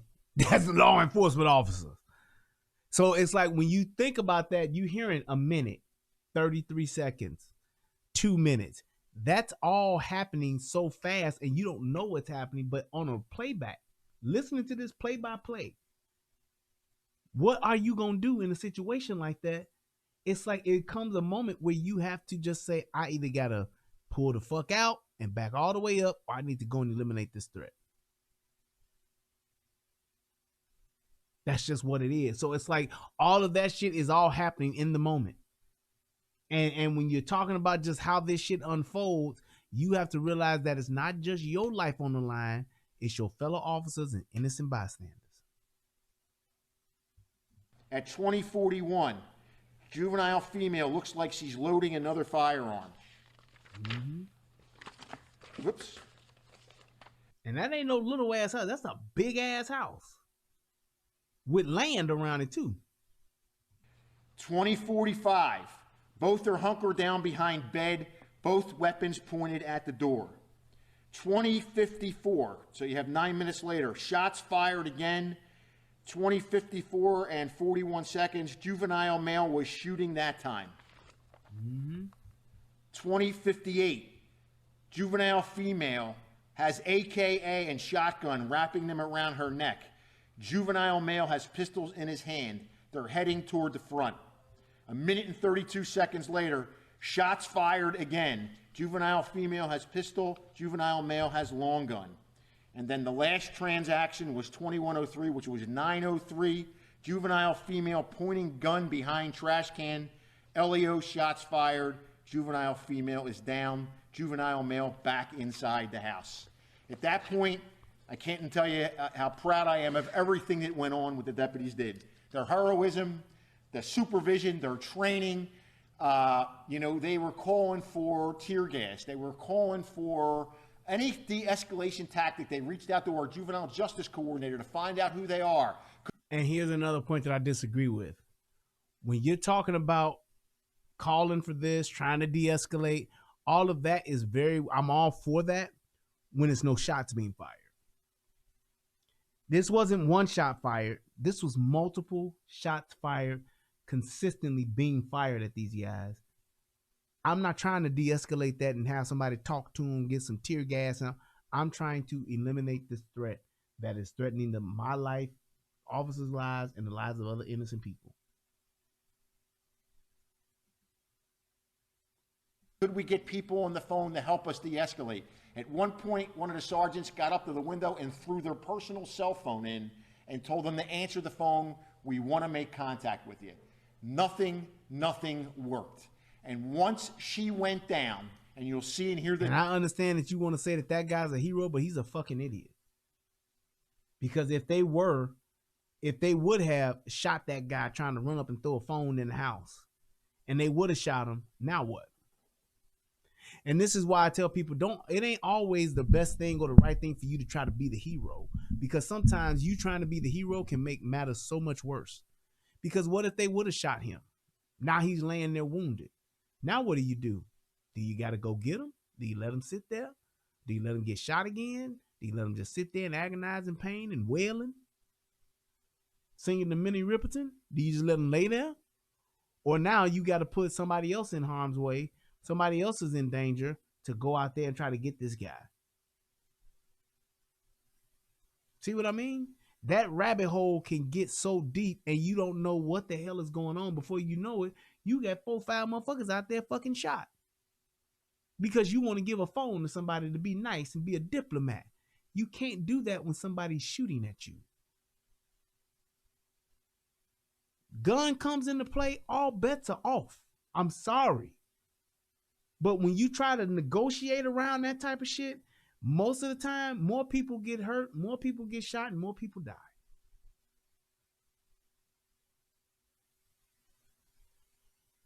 That's all I'm saying. In the video, to watch the deputies transition after taking fire for 45 minutes or more, they then begin to administer CPR. They then put a tourniquet on. They're calling out a stage to get her out of there. Because if those of you saw the property last night, it's a pretty big property. Yep. We had everything shut down. And I'm all for giving her CPR and all that. I'm not saying just let her die right there. Give her CPR, try to save her life. All of that after the area, you got the all clear and all of the threats have been eliminated. When you don't have any more threats, hey, man, do whatever you need to do, man. Let's try to save everybody. I want everybody to come home, to go home, and to wake up the next morning. I do. But when you don't have that area secure and when people's lives are in danger, eliminate that threat, man, or get the fuck out altogether.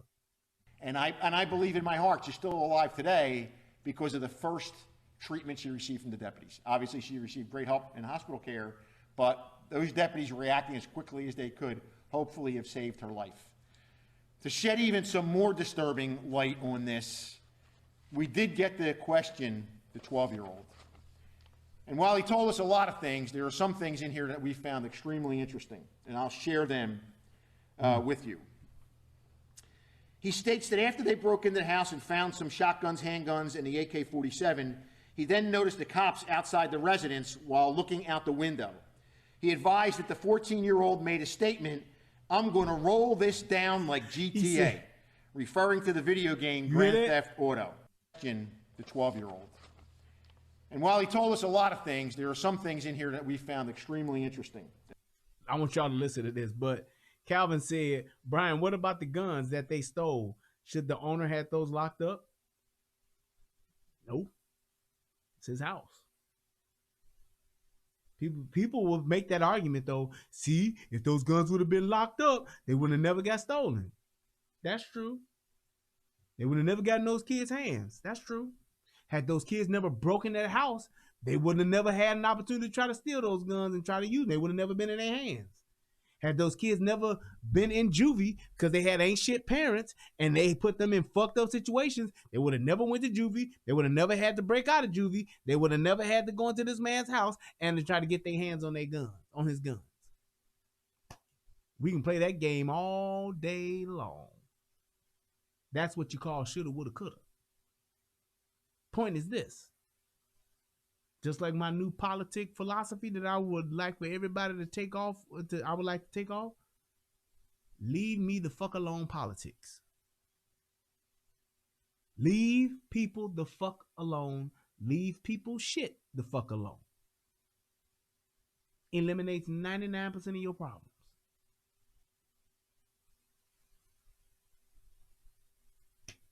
That's it. When we can get to that place as a people, we'll be so much better. We'll be so much better. Just don't fuck with somebody. Don't fuck with people and don't fuck with their shit. Leave me the fuck alone, politics. Indeed. That's it. And I'll share them with you.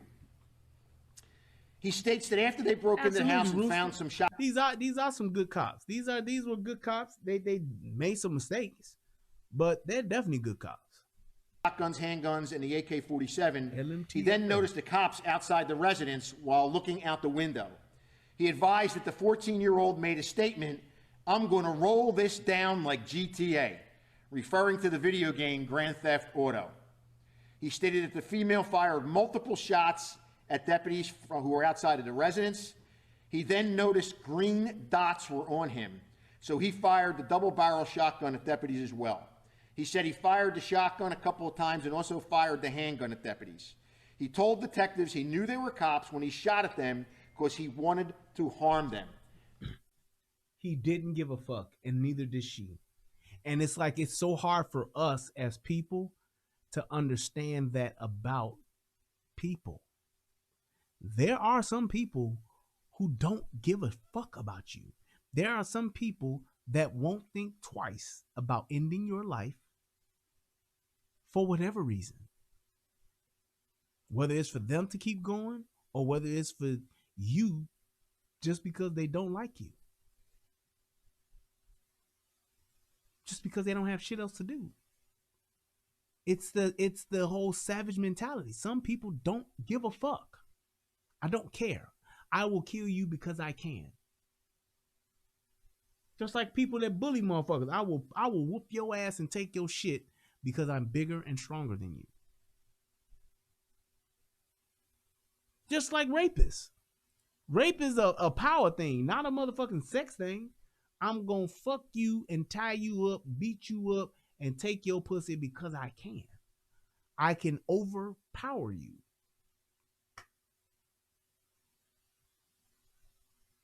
That's all it is. It's not a thing. I'm doing this. I'm shooting at the police because I have an AK-47 and I can.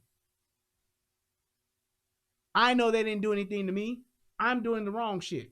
I'm doing this because I can. Until you get that reality bullet and you wake the fuck up and realize you shot in your midsection and the shit hurts.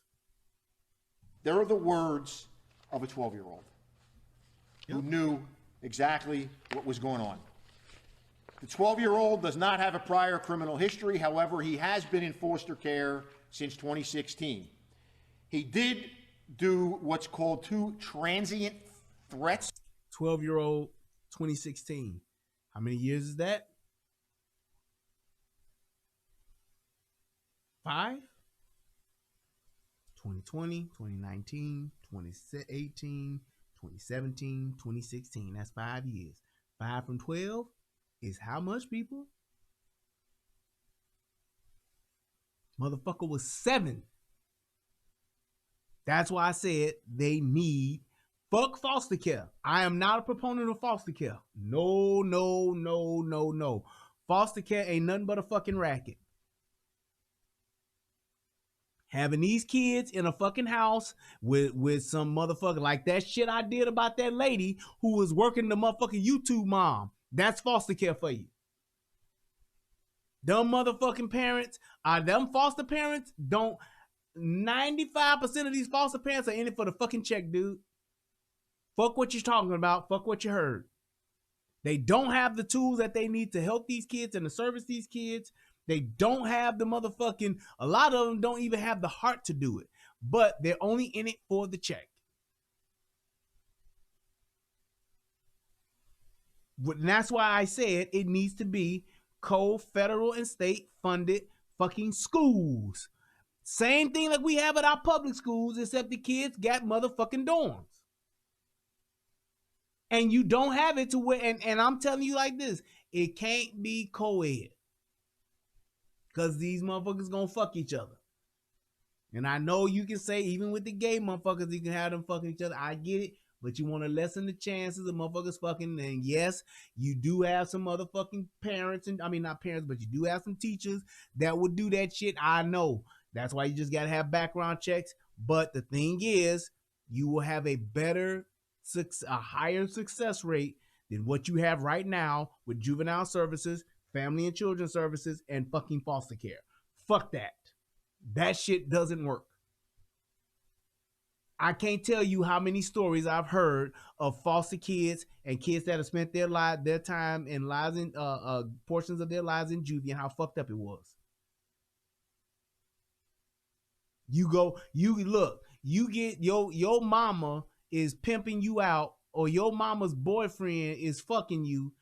You find out from juvenile services removes you from the home, then juvenile services put you in a foster home where the foster daddy or the foster mama is fucking you now. Same motherfucking situation, just a different dick. Same situation, but just a different pussy. You just doing it to a different person. At least in a boarding school situation, you at least have some type of background check that's been done. You got some other adults that are there. You got some educators that are there. You have some better checks and balances than what you have dealing with this shit.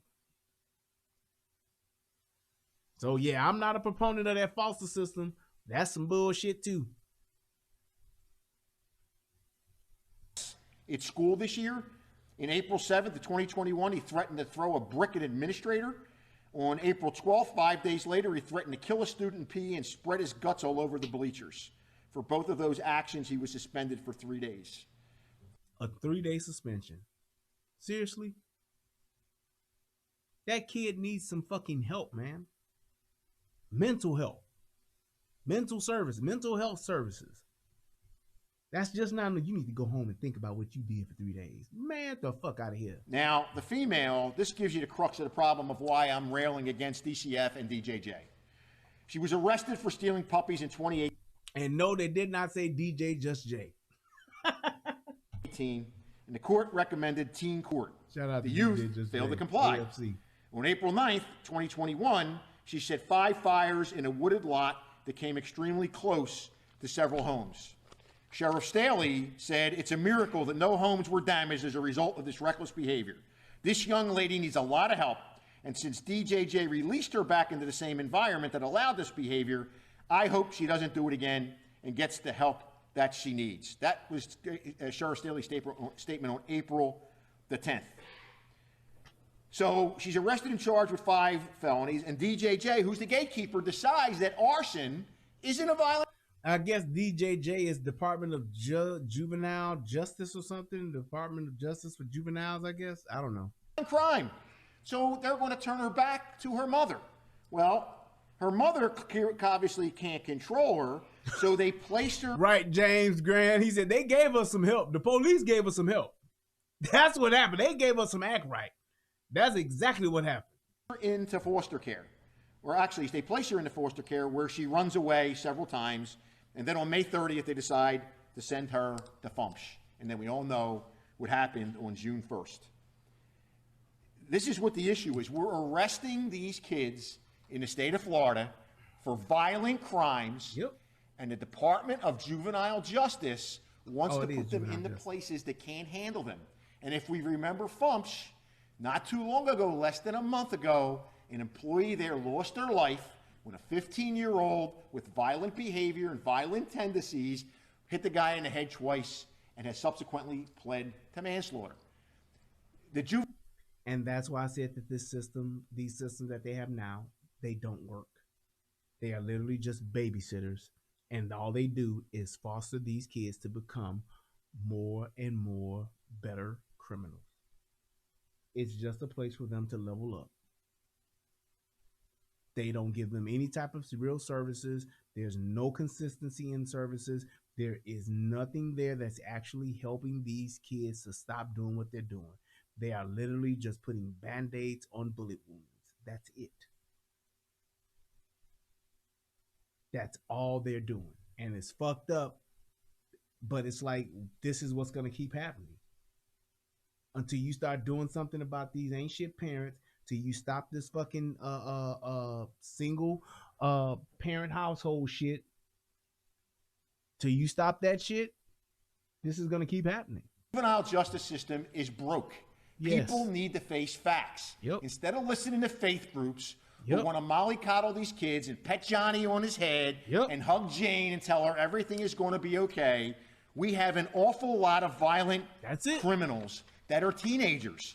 Let's face it, nobody is saying don't help somebody who doesn't want help.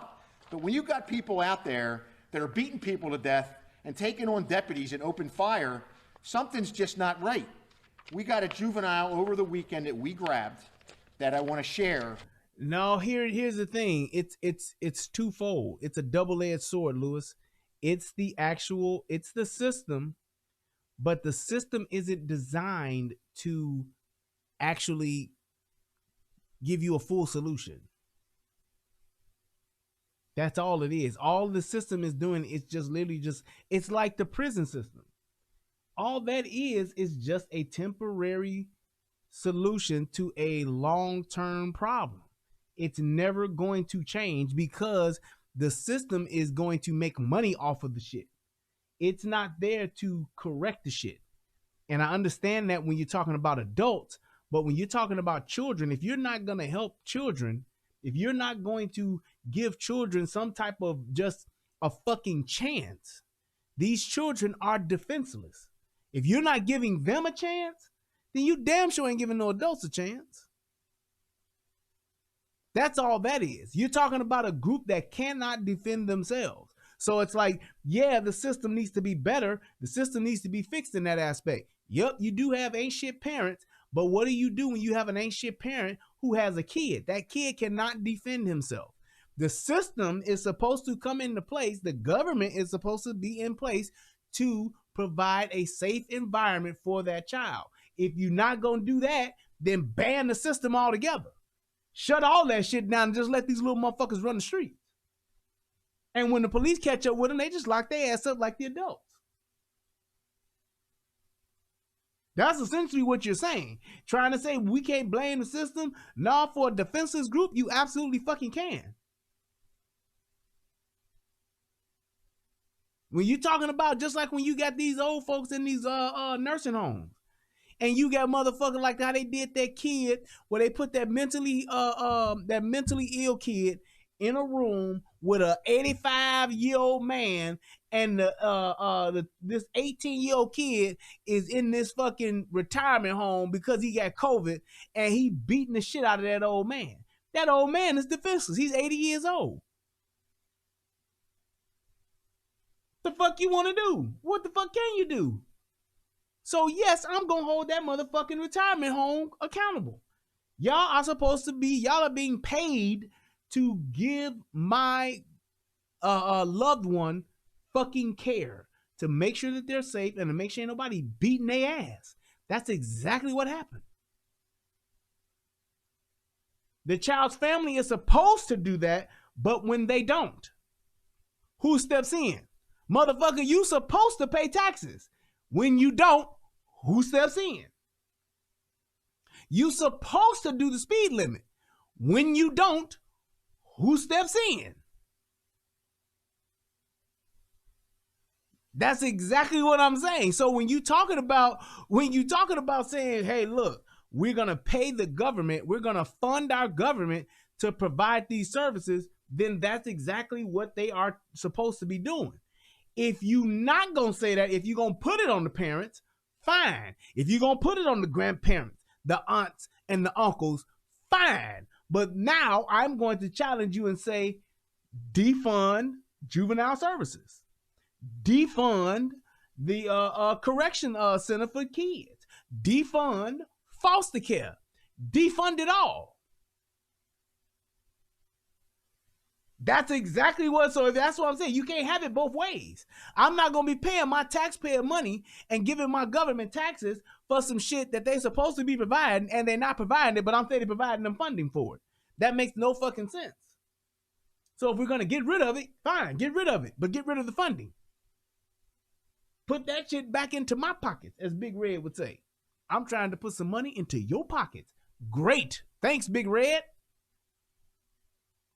Take the shit away. I've even said, like I've said about welfare. Y'all heard my plan about welfare? If you haven't, here it go. You pick, like right now, you come up with a plan and say, look, starting effectively March 1st, any kid, you have 9 months. So like now, I would say March 1st of 2022. From that point until December 31st, whatever kids are not born within that time, they will no longer get Section 8. They will no longer get WIC. They will no longer get EBT. Nothing. Nothing. If you have a kid on January 1st, if it is your first child, you will get food stamps for the first 5 years of that kid's life. If you have a second kid, you get nothing. If you have a third kid, you get nothing. You will not get housing. You won't get WIC. You will only get food stamps. That's it. Whatever the fuck you do with that food, whatever it costs for a kid to eat on a monthly basis, that's it. The days of the welfare queens would be over. Well, what are we going to do? Stop having kids. That's what you do. That's what you do. If you cannot take care of your kid, well, I had a job, but I lost it. The company closed. That's on you. And it's going to be bad for about 2 or 3 years, but then these motherfuckers will understand, oh, I need to stop this shit. Having a kid, when you make it to where having a kid, there's no incentive for having a kid, they'll stop. They'll actually stop. I had to whore myself out. That's on you. Why did you have the kid? I don't believe in abortion. Okay, great. That's your right. And once you get to that point, now you have a full year, you look at and say, okay, for the next, up to 16 or 17 years or whatever, 18 years, all of the other parents that got their kids on welfare, consider it a gift from your government, you good. However, the annual budget will slowly decrease every year because you have so many kids turning 18 every year that will not get those services anymore because you're not funneling the money back into the new kids that's been born. And once that shit happens, bang, bang, no more $500 a month for each kid. Nope. Once that kid turns 5, that's it. They cut off. And it's only with your first one. So Brenda's got a baby, I get it. Brenda's got a baby, but Brenda's barely got a brain. I get it. We gonna help you as the United States of America. We gonna help you for 5 years. You get WIC, food stamps, and milk for 5 years. After that, that's it. You don't get no place to live. You ain't getting no Section 8. You ain't getting no dollar apartments and no shit like that. No. No. You better live where the fuck you living at. Wherever you was fucking at is where you need to try to live. Go ahead. That's it. And once that shit happens, 5 years, kids should be in school full time, which means your ass can go get a job. I don't want to hear shit. If you ain't got one by now, you better have one by the time this motherfucker turn 5. That's it. So now these kids are out of motherfucker. These kids are in school. Parents, what else you gonna do? You can lay down and fuck again if you want to and have another one. You won't get shit. So that money that you was getting is gone because this kid is 5. You have one when the kid is 3. You better split what you been getting. Buy your ass a fucking cash of fucking ramen noodles. Well, my kid he needs to eat. No. Eat rice. That's what you would do. And over time, it would eliminate it, which would mean you have more people being more sexually responsible, which would mean you would have less kids that are being born out of wedlock. You would have less kids that are being born to single mothers. These mamas would stop having babies because it ain't nothing in it for them.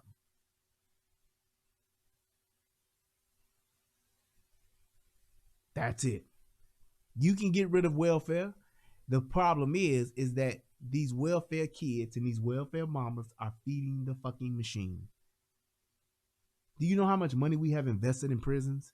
Do you know how much money we have invested in these just the correction system alone?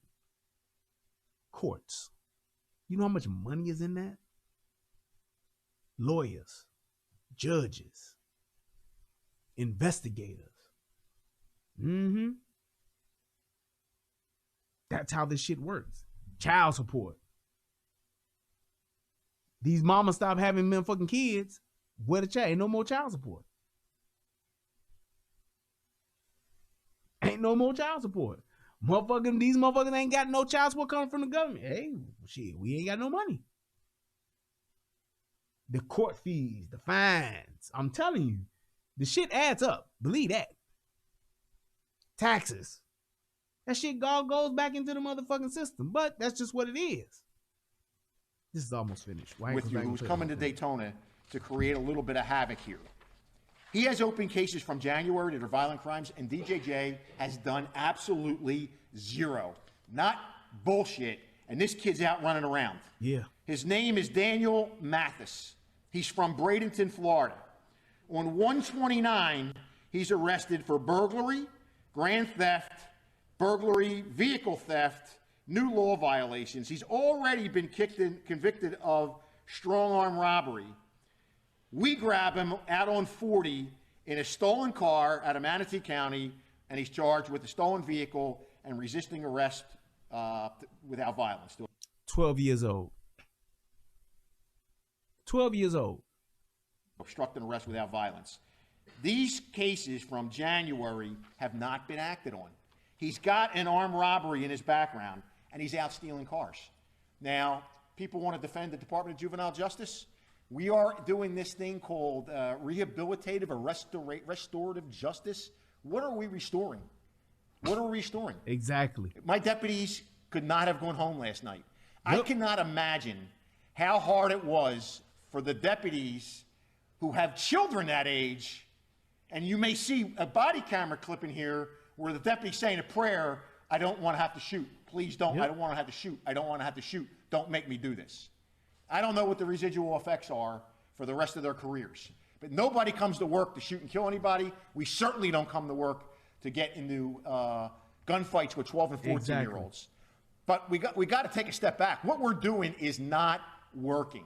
It's not working.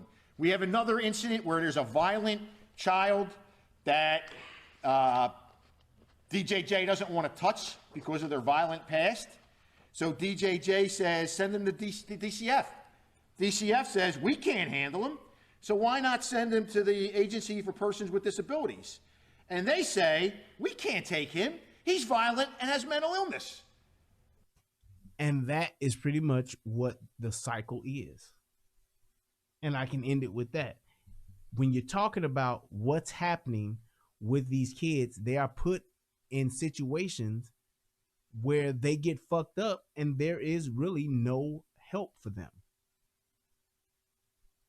There is no help for them. There is nobody that can take them because the kid is violent. He fucking everybody up where he goes.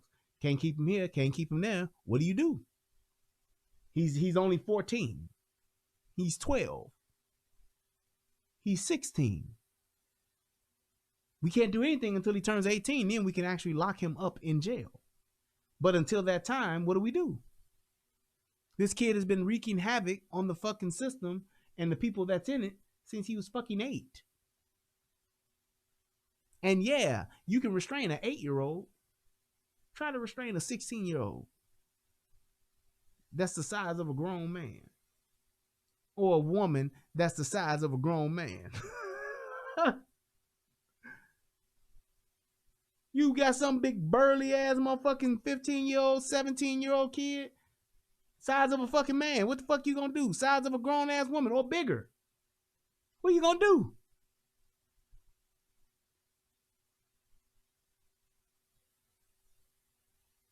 Exactly, Rooster. If I'm on my job and it means you surviving and me, guess who I choose? You. But the thing is, you fuck up a kid or some shit like that, you gonna lose your job. That's why I would never be in that shit. I can't do it. Cause me personally, I will fuck, like Bernie Mac said, I will fuck a kid up. Come doing some fuck shit to me, I will fuck your ass up. Ain't no motherfucking kid gonna motherfucking have me scared. Ain't no kid gonna fucking threaten me. I will fuck a kid up. Fuck that. I understand you crazy. You know what? I'm crazy too. So now what? I understand you have problems. That don't mean you get to fuck me up. I understand your daddy was abusive. I understand your mama touched you. That don't mean you gonna fuck me up because you fucked up in the head. No. It don't happen that way. Not in my life. Not in my world. No. I'm telling you. It's just what it is. But when you have a system like this, you can't touch the kid. You can't hit the kid. You can't say nothing bad to the kid. You can't cuss at the kid. You can't pinch the kid. And the kid knows it. Oh, I'm talking cash shit. You ain't gonna do shit, bitch. Fuck you mean, ho. Y'all got me fucked up in here. I'm gonna go fucking crazy on y'all. I can't tell you how many times my wife done told me a kid then came in, then got processed into juvie and told them, I'm pissed off, so I'm gonna give all y'all some problems this weekend. Ain't nobody gonna be, I'm about to make it hard on everybody in this motherfucker. Walking in the door, talking cash shit. Y'all ain't gonna do shit to me up in here. I've been in this motherfucker for the past 10 years. I've been coming here since I was motherfucking 4. I know what the fuck going on up in here. I know what y'all can do. I know what y'all can't do. And I know what the fuck I can do.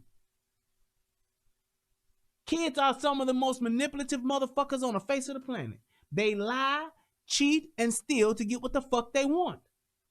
And unless you can draw that line in the sand and set those boundaries and those parameters and give them that discipline, they will fucking fuck you over and run your fucking life and will kill you in the process of doing it, whether physically or what do you call it? Inadvertently, is that the word? But they will fuck your ass up and let that shit happen to you and you'll be fucked up. The word I was looking for was when you doing something specifically to a person, or the shit that you doing is still affecting that person, even though you're not actually doing it to that person. I can't remember what the fuck that word is, but whatever. I'm not gonna let them do it. I don't fucking negotiate with kids. I treat them like little terrorists. I don't negotiate with terrorists. I'm America, bitch. I don't fuck around unintentionally. Thank you. Intentionally and unintentionally. I just don't fucking do that. You ain't gonna do that with you ain't gonna have no kid fuck me up and fuck around and slap me or some spit in my face and I don't do shit. I'm not wired that way. I don't fucking negotiate with kids. I will do whatever I can. I have helped plenty of children. I will lay my life down for a kid, make sure they don't get hurt. But you ain't gonna fucking fuck me up because you got a problem, because you don't feel good, because you got an attitude. No, I don't do that. But that's just what this is. This is how the system works. And the fact that more and more shit happens like this, kids are gonna be fucking shit up. Right, I'm gonna call in an AC-130 on this motherfucking shorty before I let a motherfucker do something to me. Hit this little motherfucker with them 105 shells. And if they bring their friends, hit them with that 20mm gun. That's just what it is, man. So, as terrible as this was, it still gets back to my main point of this, and I keep wanting to drive this home to law enforcement officers. Hey man, y'all gotta do what y'all gotta do, even when it fucking sucks. Even when it's that worst thing that you would never want to have happen, you still have to do what you have to do, because it's not just you and your lives and your fellow officers' lives that's in danger, but it's other people too. There are innocent people out here that will die because of your lack of stepping up and doing your job. These little kids that do this fuck shit, I understand that they come from some terrible situations and they come from some fucked up backgrounds, but you need to make sure that because of their bad situation and their unfortunate circumstances, don't cause somebody else to lose their life. Don't cause somebody else to lose their loved one. Just because this kid has had a limited snicket's fucking life where they've had just a series of unfortunate events doesn't mean that I have to suffer for it. It just does not mean, it should not mean that. I understand you've had your series of unfortunate events, but that don't mean that I have to die for it. That don't mean I have to get my ass beat because of it. That don't mean I need to get spit on because of it. That don't mean that I get cut or stabbed because of it. That don't mean that you get to take an AK-47 and shoot at me because of it.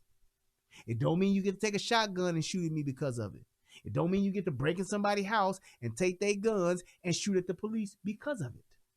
And I understand that some of these kids are crying out for help. I understand that these kids are trying to get, they're frustrated and they're angry. I get that.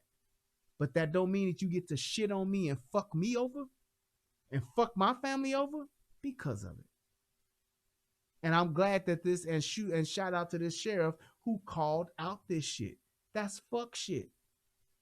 There's no way that these juvenile services, Department of Children and Family Services, all these motherfucking services that we paying our tax money for, can't service these kids. And not saying that it's their fault, but they're part of the problem. We need to revamp the system. We need to change it. I gave some great solutions. You get some mental institutions back set up for these motherfucking kids and adults, and you get these kids in fucking boarding schools. State and government funded. There it is. I hope that this video helps somebody become a better version of themselves. I hope that somebody can watch this and actually see what is going on with our children and the sad state that they're in. Just because the shit ain't at the top of your news feed, just because the shit ain't viral, don't mean that it ain't happening. We have so many children that are at risk and that are in deplorable and terrible situations. Man, my arm is itching. And it's one of those things to where we need to make sure that we're doing the very best we can for our children.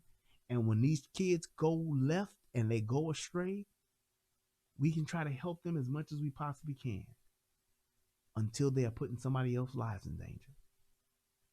And when somebody else's life is in danger, when they make that choice, all bets are off, man. Do what you need to do. I want to thank everybody for tuning in tonight. Click that like button, click that subscribe button. This is your first time watching. And if you got any questions or if you got any statements that you want to make, please leave your comments in the comment section. Make sure you click the like button. Make sure you click the subscribe button. Share this with somebody so they can see it. I'd love to hear your thoughts on it. You guys, thank you so much for tuning in. Let me give a shout out to anybody else. If you are watching this on the replay, you can definitely still donate by clicking that donate button. Thank you to everybody who has donated. Thank you to everybody who has joined the subscription, have become members of the channel. I appreciate you guys. I love you all. Shout out to my man Rooster. Shout out to my cousin for tuning in. I appreciate it, man. I love you, man. Y'all have a good night. And thank you to everybody in Soto Nation. Thank you to everybody that tunes in and checks me out on the regular and gives me those likes, give me those views. And last but definitely not least, thank you to my brother Tommy Sotomayor. I love you, bro. Hope you're having a good night too. Peace, and I'm out. Till next time, y'all. Have a great night. I love y'all. And thank you. Shout out to my man Mega Mortars. Hit your boy with $25. I appreciate it, sir. Thank you, guys. I love y'all. Peace. And I'm out. Y'all have a good night, man. What's going on, everybody out there in the internet world? It's me, Brian Redmond, also known as the Relationship Rehab. And I need you to do two things. What are those two things? Subscribing to both my channels. I need you to go to the Relationship Rehab, subscribe to that channel, and then I need you to go to United Guns of America and go to that channel. Now you may be asking, why would I do that, Brian? Because it's two of the hottest channels on the internet. Come over there, give me your thoughts, give me your opinions, have conversations, because that's what it's all about. We talk about some of everything: politics, relationships, guns, law enforcement, community stuff. Anything that's happening, I'm willing to have a conversation about it, so come on over. You don't got nothing else to lose, and you ain't got nothing else to do. So come to my channel, subscribe ASAP, and join in on the fun. Twice the entertainment, 2 channels, twice the fun. Come on and have a funky good time with your boy. Peace, and I'm out.